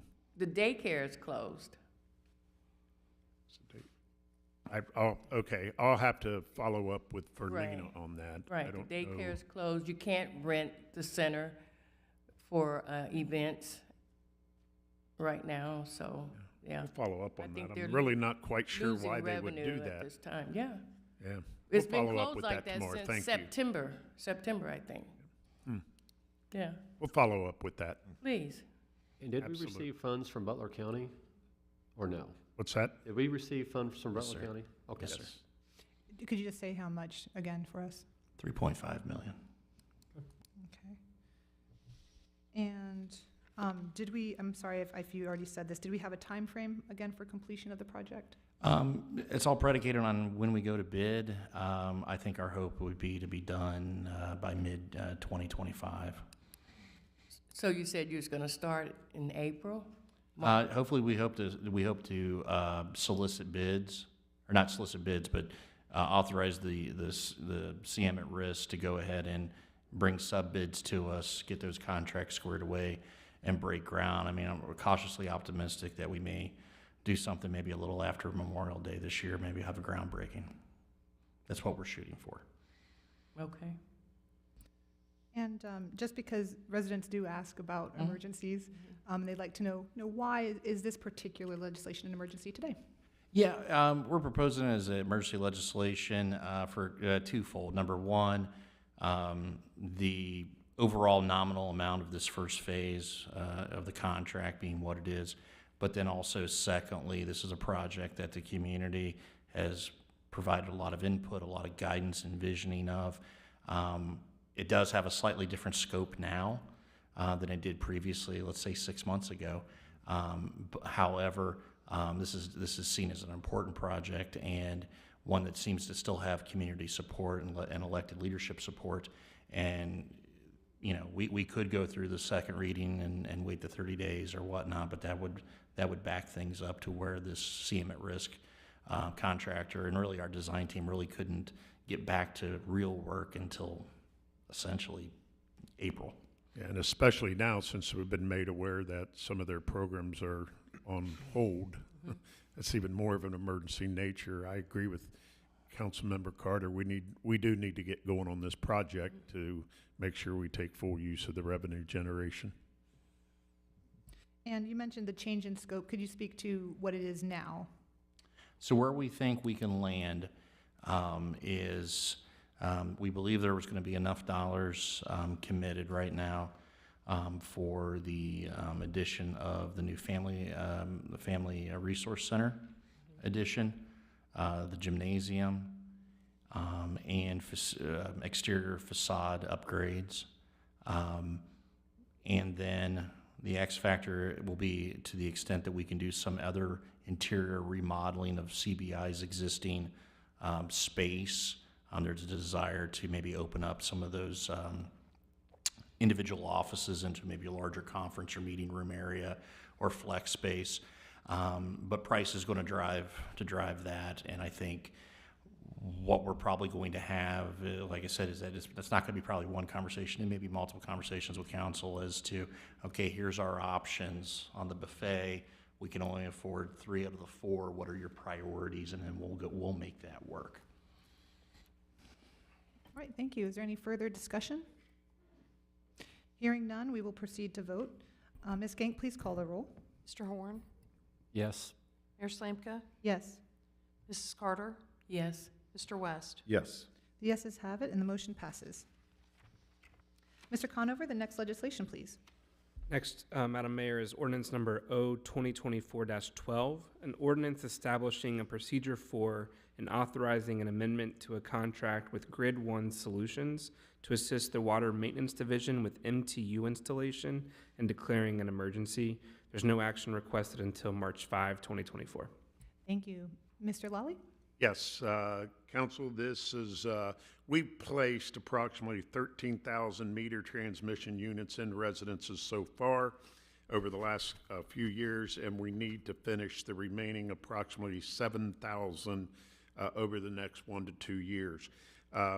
The contract is not to exceed $338,000 and is appropriated in the 2024 Sewer and Water Capital Reserve Fund. We're requesting this as an emergency legislation, as this is currently an ongoing project work that has been done for the last couple years, and we do not wish to see a break in the continuity of the replacement program. And actually, the contract pays for the company on an hour-for-hour basis, not essentially on the number of meters actually installed, or the actual number of MTUs installed. Okay, thank you.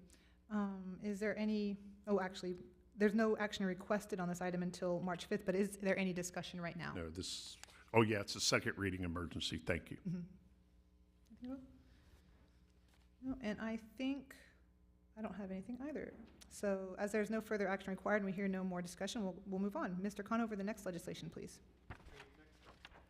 Next is resolution number R 2024-05, a resolution to make adjustments to appropriations for current expenses and other expenditures of the City of Middletown, counties of Butler and Warren, State of Ohio for the period ending December 31, 2024, and declaring an emergency.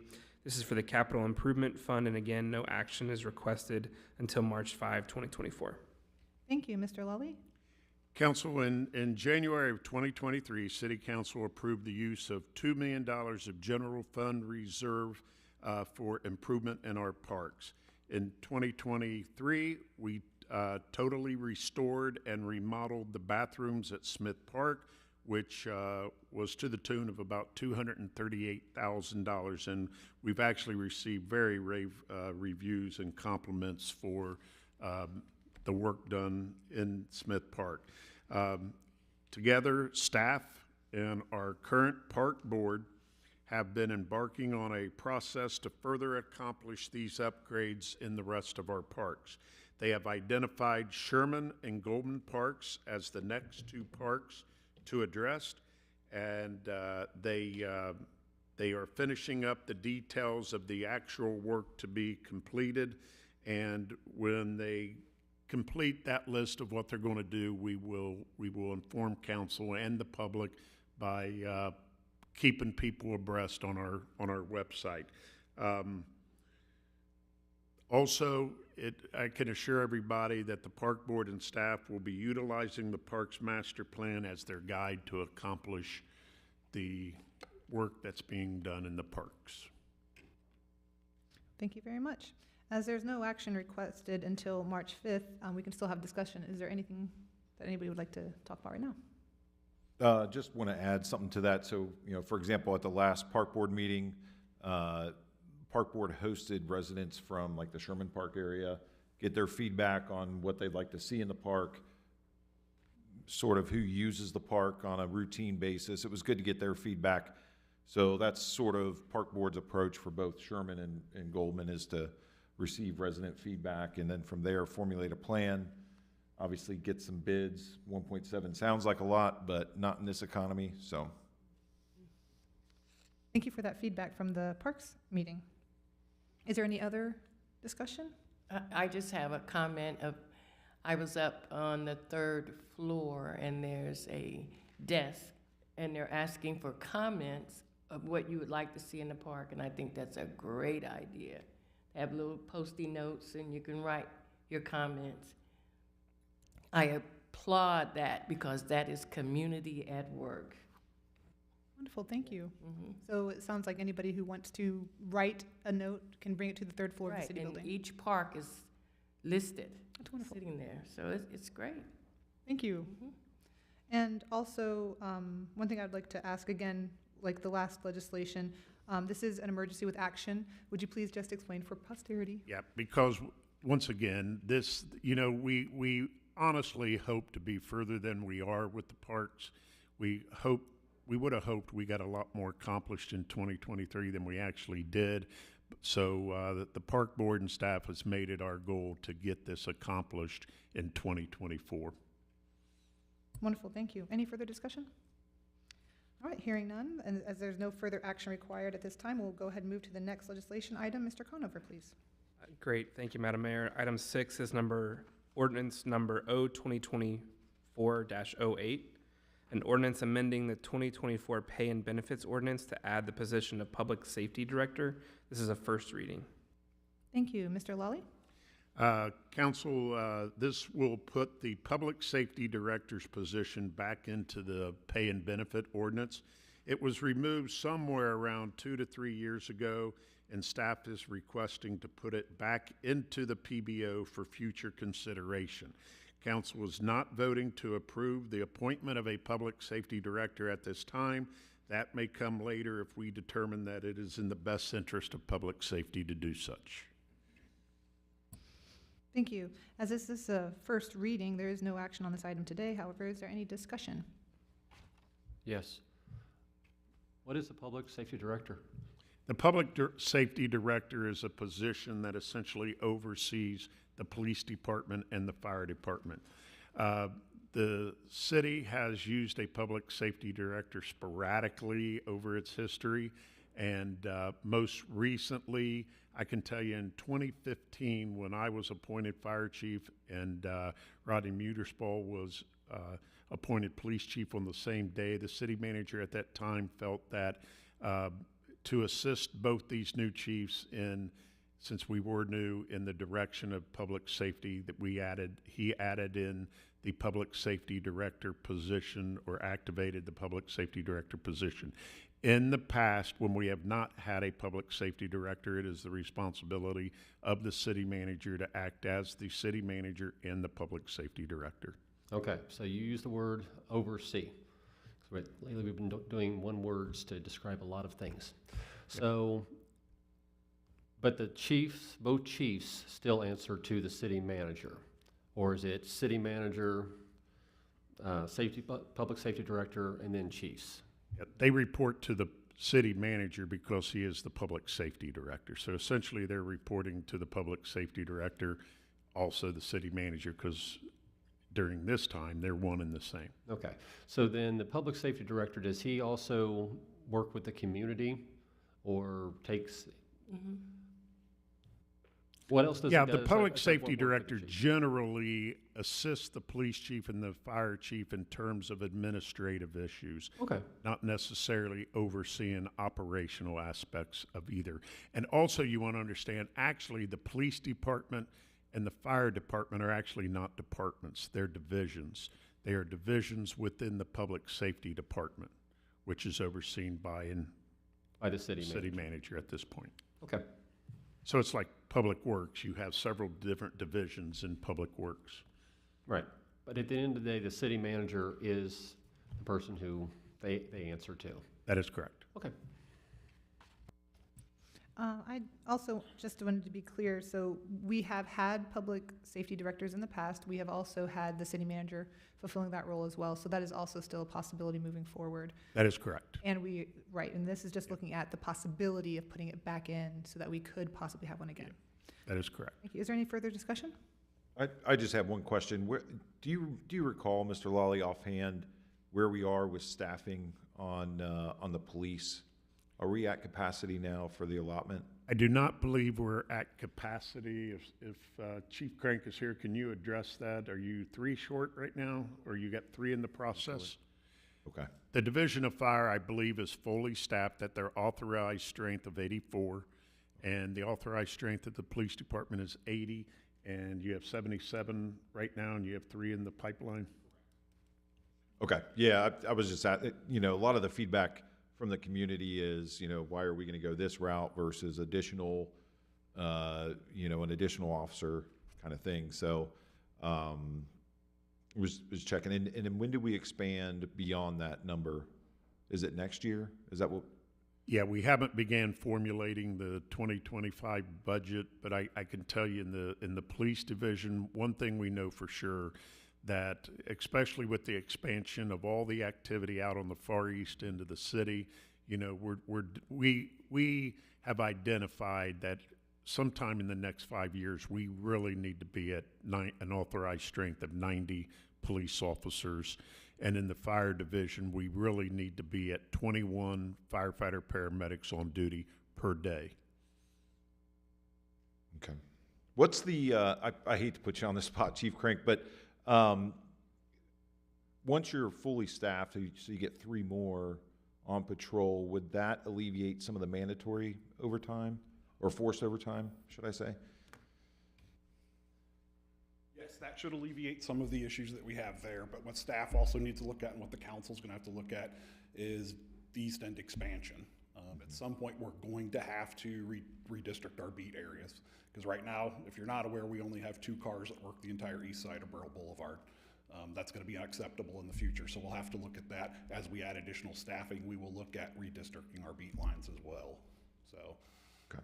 yes, we're working diligently with the city staff to try to address those issues. But yes, the mandatory overtime, we're always gonna have those issues just because you can't predict injuries to officers. You can't predict who knew that we were gonna have 2 officer-involved shootings within 60 days, and those officers have to be off until the BCI investigations are done. Those are just the intangibles that we'll plan for, but right now, looking forward, we should be able to alleviate a lot of the overtime and forced overtime. Thank you. Yeah, and I can say that, especially since last summer, the police command staff did an excellent job in coming up with some creative ways to reduce the amount of forced mandatory overtime and spread that overtime out amongst the rank and file in the Division of Police. Thank you. Is there any further discussion? All right. Since there's no further action required for this legislation at this time, we will continue. Mr. Conover, the next item, please. Next is ordinance number O 2024-13, an ordinance authorizing an amendment to the American Rescue Plan Act Infusion Grant Program Agreement between the City of Middletown and Tri-County Management Incorporated. This is a first reading. Mr. Lally? Yes, I'm going to invite Jacob Schulte, our Economic Development Program Manager, to come up and take you through this. It's kind of similar, not exact, but kind of similar to the issue we had with the Ohio Soda situation and the ARPA Rescue Grant that they had. So Jacob, thank you. Good evening, Mayor, members of council. As City Manager Lally had alluded to, a very similar situation as what was presented on some other grant initiatives. Pretty much taking a step back, last fall, Tri-County Management had came forward for an ARPA infusion grant program totaling $25,000 to do a patio rehabilitation as well as some upper floor rehabilitation to the bar and grill there on Central Avenue. After it was approved by council, there were some issues with some contractors. They had to try to find some more bids.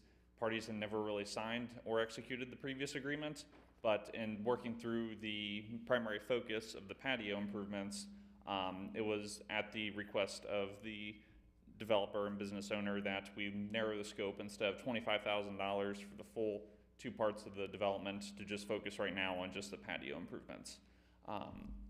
Essentially, so what you'd be looking for, this is an alley vacation that was already accomplished over a couple years, that was given to the property owner. What they're going to do is basically take off that asphalt, put down some pavers, most of which are already there. Underneath the asphalt is some brick pavers from a couple centuries ago, and then refurbish that and the like. So after that part is completed, the property owner intends to put up the fence, and we've already had several conversations with him regarding building officials and the like for any permitting egresses or emergency egresses that would be needed for that regard. But yeah, this is a first reading. We'll have a second reading here in the first March meeting. And if you have any questions, please feel free to let me know. I do have one quick question. With the ARPA infusion program, is it Mr. Stryker that owns? Yes. So with him narrowing the scope to just under 10 grand instead of the 20 or 25,000, is it just one time, or can he come back for an additional, are we sort of? For the ARPA infusion grant, it would be a one-time for that grant program. That program was opened around May, June of last year. We had received the applicants. He was one of them that was awarded. We had worked through some awards, and because of some issues with the contractors, and the biggest underlying concern is that we're not entirely sure what's underneath the asphalt on that alley. So it could be 100% of the pavers are there, just needs to be cleared off. Or it could be 75%, and those would be additional costs that no contractor really want to put their name to say, this is exactly what it's going to be like under that. So that leads probably to my next question. Would there, without solid bids, you know, I understand why he's going for the lower amount at 10 grand. I don't want him to get in a situation to where, you know, he gets 10,000 in ARPA, but then realizes, hey, it's going to be more. Would there be a way to advise him, hey, this is just one time? I mean, I'm sure you have, but, you know, it's just one time. Why not go for the 25K or 20K?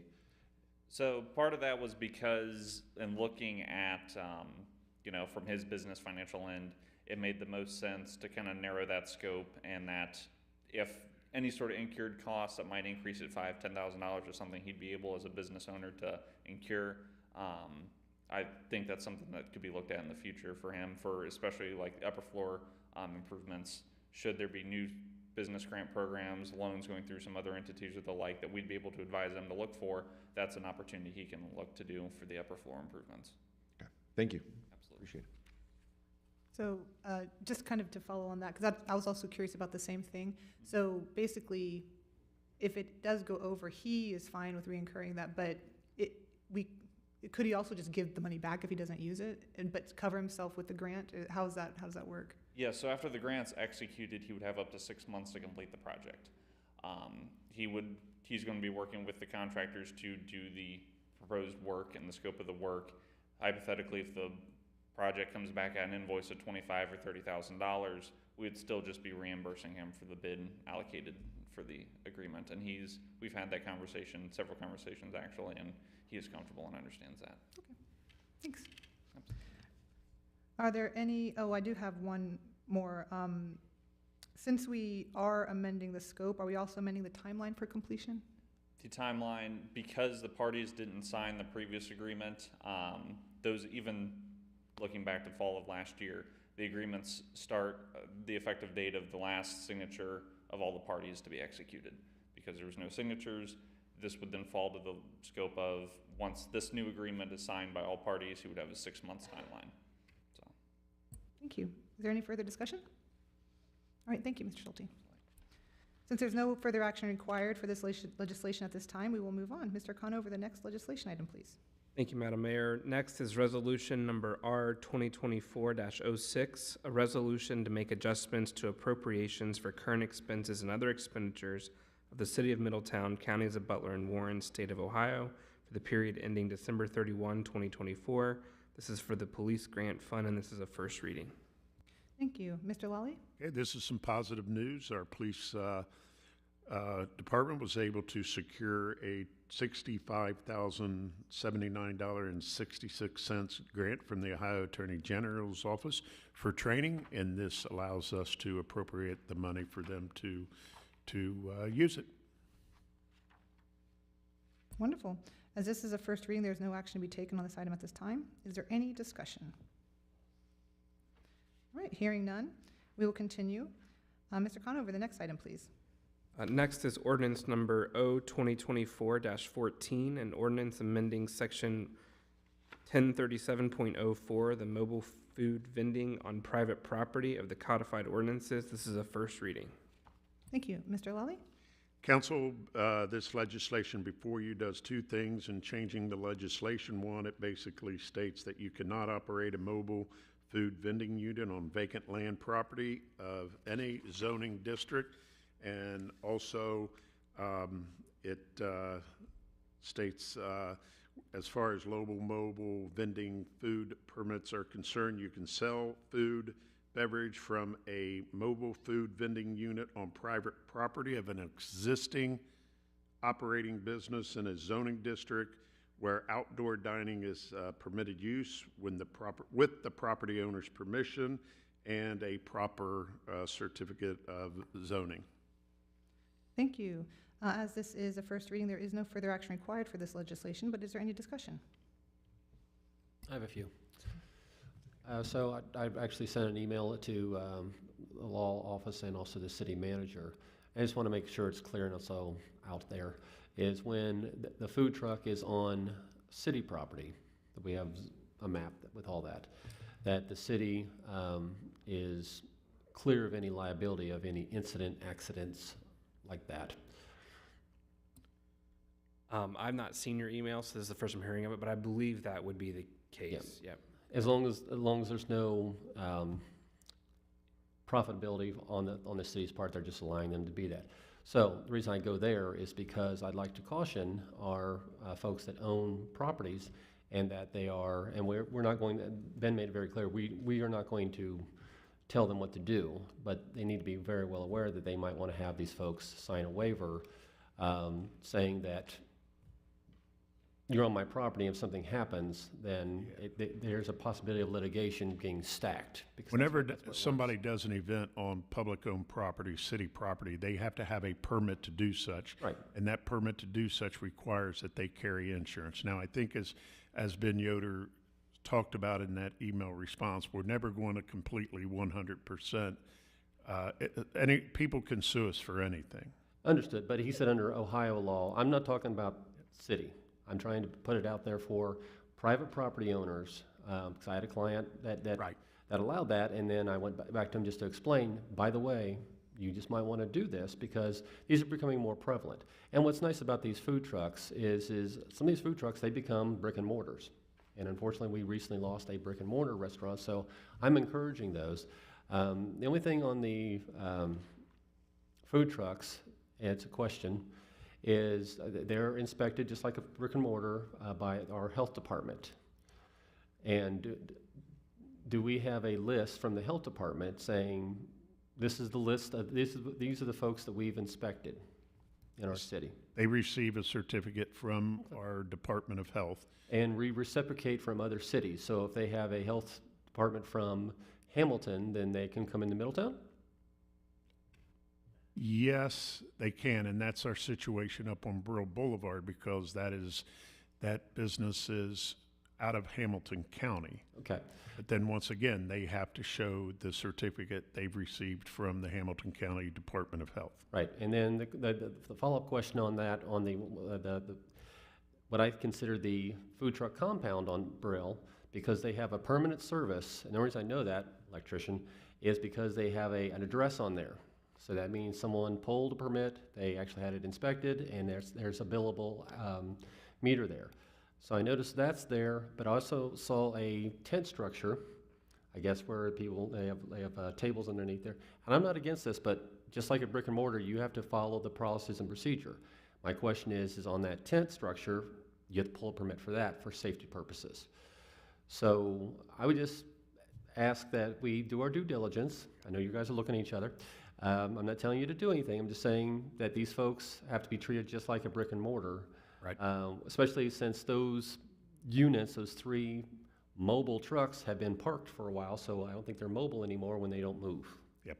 Technically, they're supposed to be moved every 40 days, and I've talked to our code enforcement specialist to make sure that that's being done. Not so sure it is, but we'll find out, and we'll address that other issue. And with the moved is not temporary. in feet. Well, and that's the problem.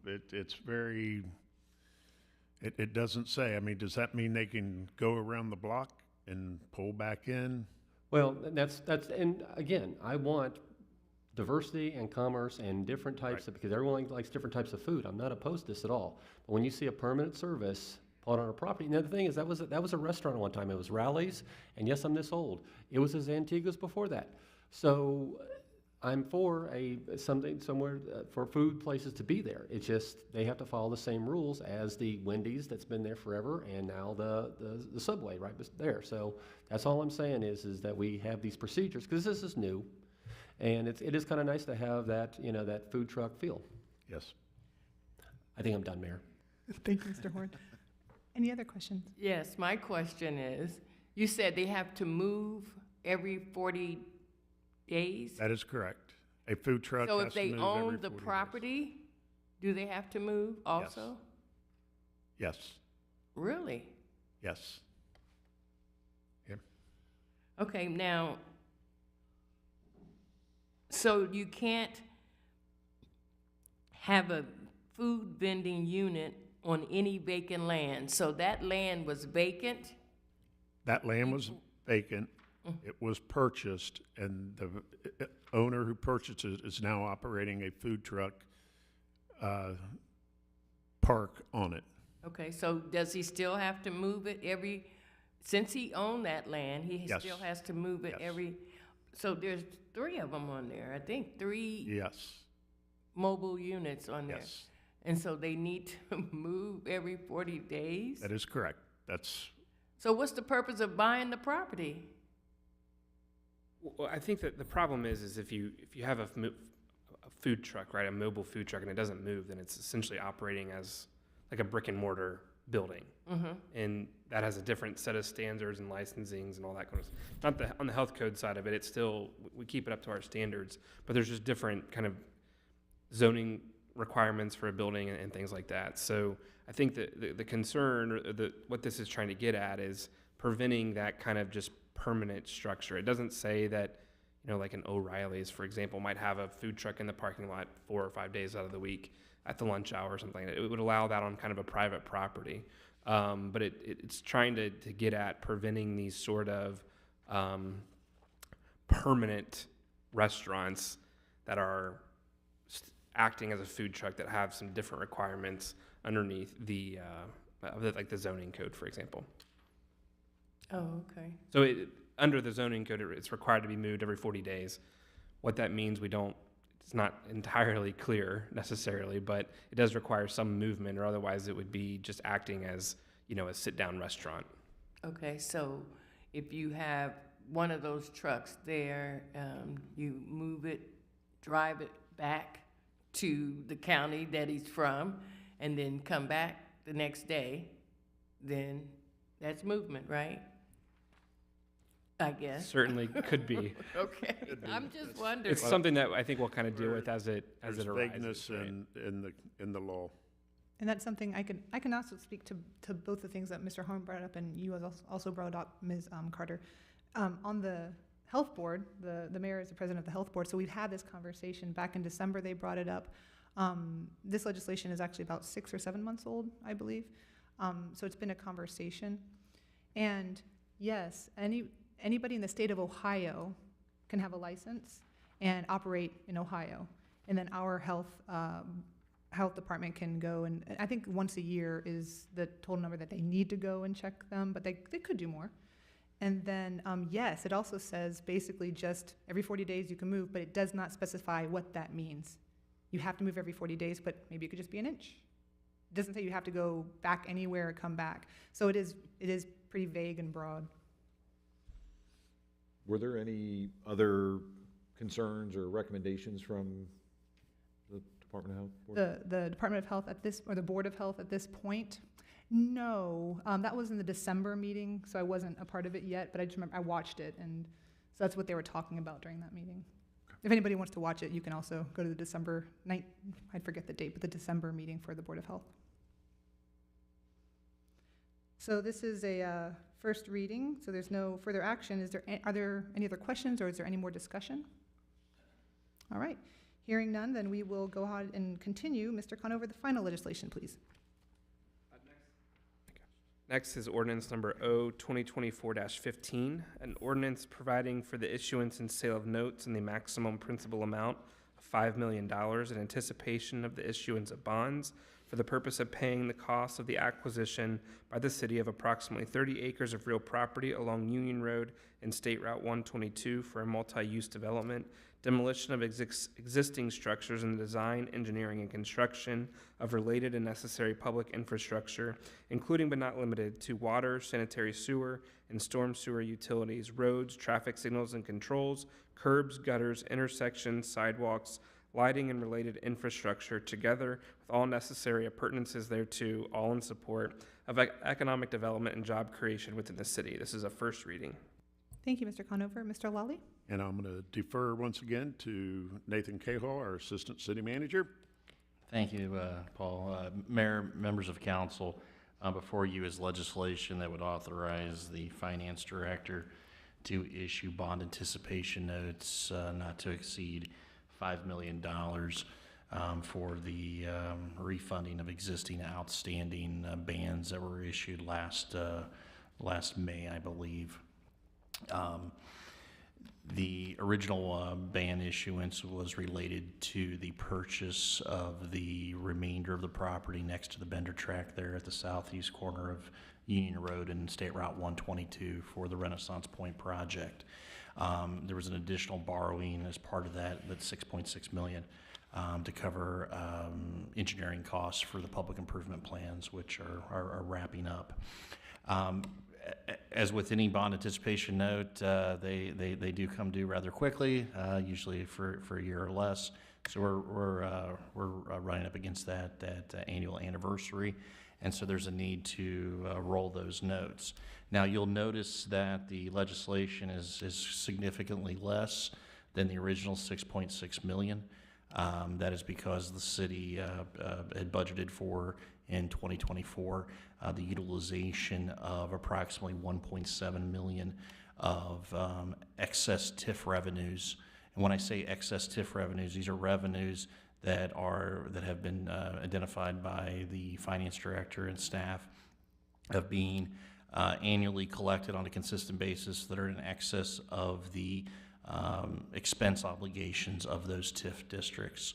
Specifically, the city amended several TIFs last year to allow for this. They expanded the scope and scale of permissible public improvements within that area. So we're talking about some excess revenues that go above and beyond any debt service or already incurred costs for the Renaissance North, Renaissance South TIFs, the hospital TIF, and the East End TIF, which is mostly Town Boulevard, south of 122. So all told, this would authorize the finance director to pay off those initial bans from last year, and then have a new issuance of not to exceed $5 million. What looks like we'll probably be with some issuance costs, some other things, we'll be probably down in the 4.7, 4.8 range. Okay, thank you. As this is a first reading, there's no further action required, but is there any discussion? Just a quick question. I don't understand the bonding part about this, but when I see all the sanitary, storm, utility, all the civils for this, is that just on the perimeter, or are we actually going into Renaissance Point and doing all the civils for that? Yeah, no, that'd be both exterior and interior to the property. Okay, yes. So so that means once that's built, then the city's lighting, roads, and water and sewer is going to have to expand, or because that's a lot more we're adding to? There will be an ongoing, after those improvements are constructed, theoretically, or assuming they're constructed, there would be the ongoing, after they're accepted by the city, there'd be an ongoing maintenance responsibility of those roads and everything. So yeah, we'd have sewer and storms, we'd have sanitary and storm sewer roads, traffic signals and the like. Water is handled by Warren County in that area of the city. But you're right, there would be an ongoing obligation going forward. Okay, but this also being we're building it, but there's going to be private entities on there. The lighting inside that, is that going to be them, or is that going to be City of Middletown lighting, or normally we do roadways, but once you turn into it, that's kind of there? Yeah, the lighting on the interior roadways is anticipated to be handled by a special assessment or a special lighting district. Okay. That's handled either through the new community authority or by a separate petition. Okay. Thank you. Thank you. Is there any further discussion? I was wondering if we could have a picture of the area for the next time. Oh, yes. Yeah, I emailed you guys that today. Fantastic. Yeah, and then also just for the packet as well. Yeah. We can have that. Thank you.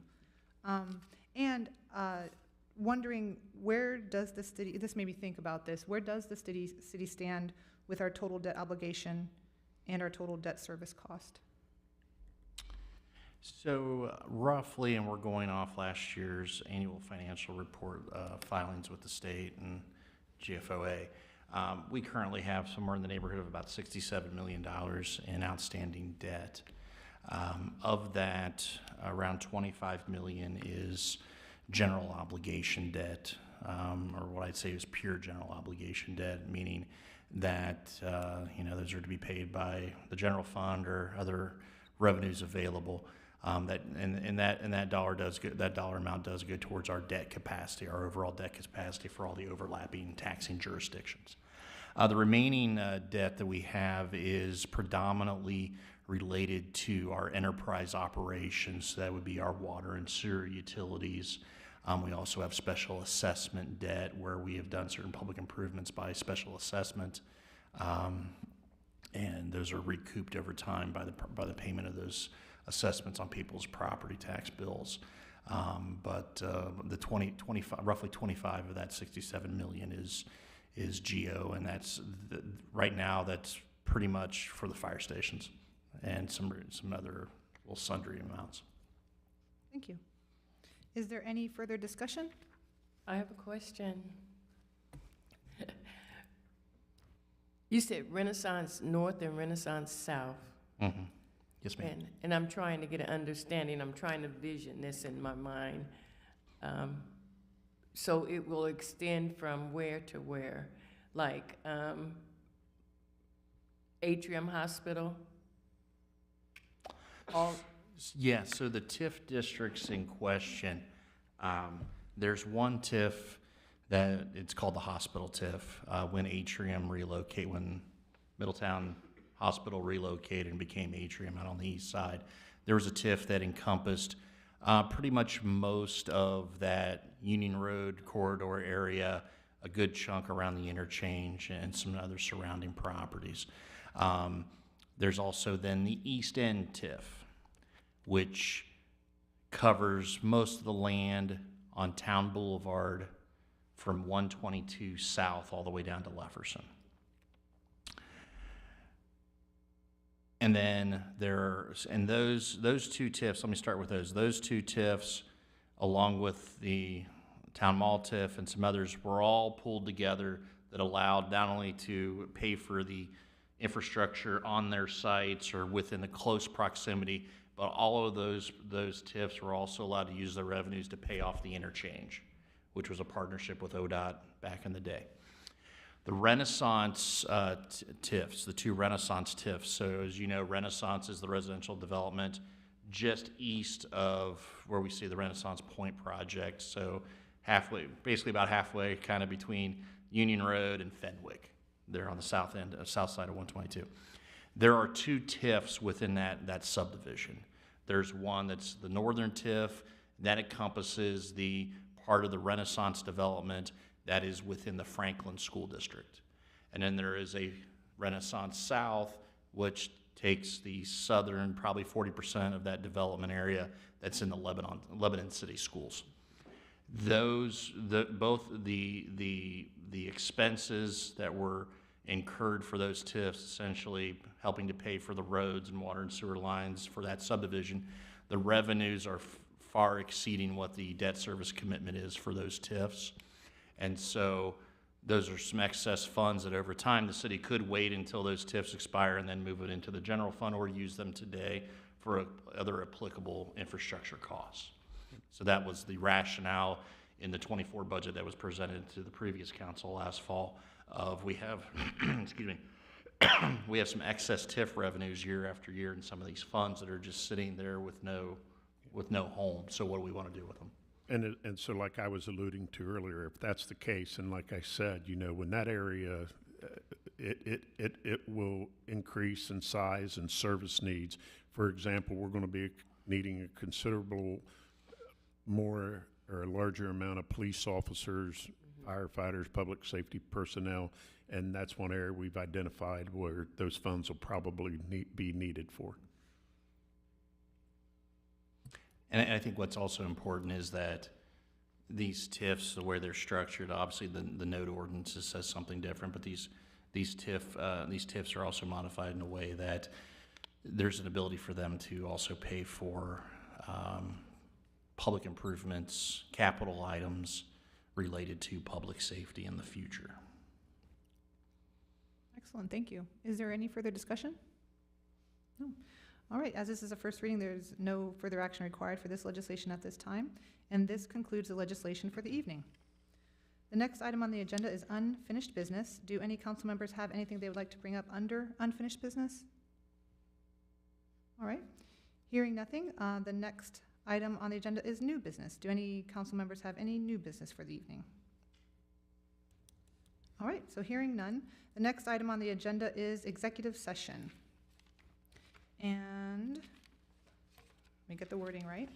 Do I hear a motion, please, to move to executive session under the authority of ORC 121.22G1 to consider the appointment of a public official, and under the authority of ORC 121.22 to consider the purchase of property for public purposes or for sale of property at competitive bidding if premature disclosure of information would give an unfair competitive or bargaining advantage? I have a question.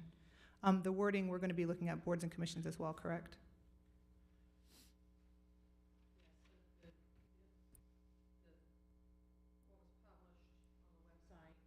Okay.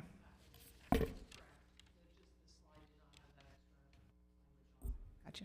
Yeah, the appointment that you read for That G1. works. Yep. Okay, wonderful. And, all right, so do I have a second?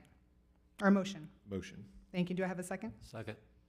Thank you. It has been properly moved and seconded. Ms. Skank, would you please call the roll? Yes. Mrs. Carter? Yes.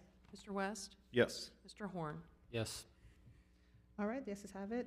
We will come back to open session afterwards, and just to go ahead and go over the boards and commissions, and then we will be adjourning. So thank you very much.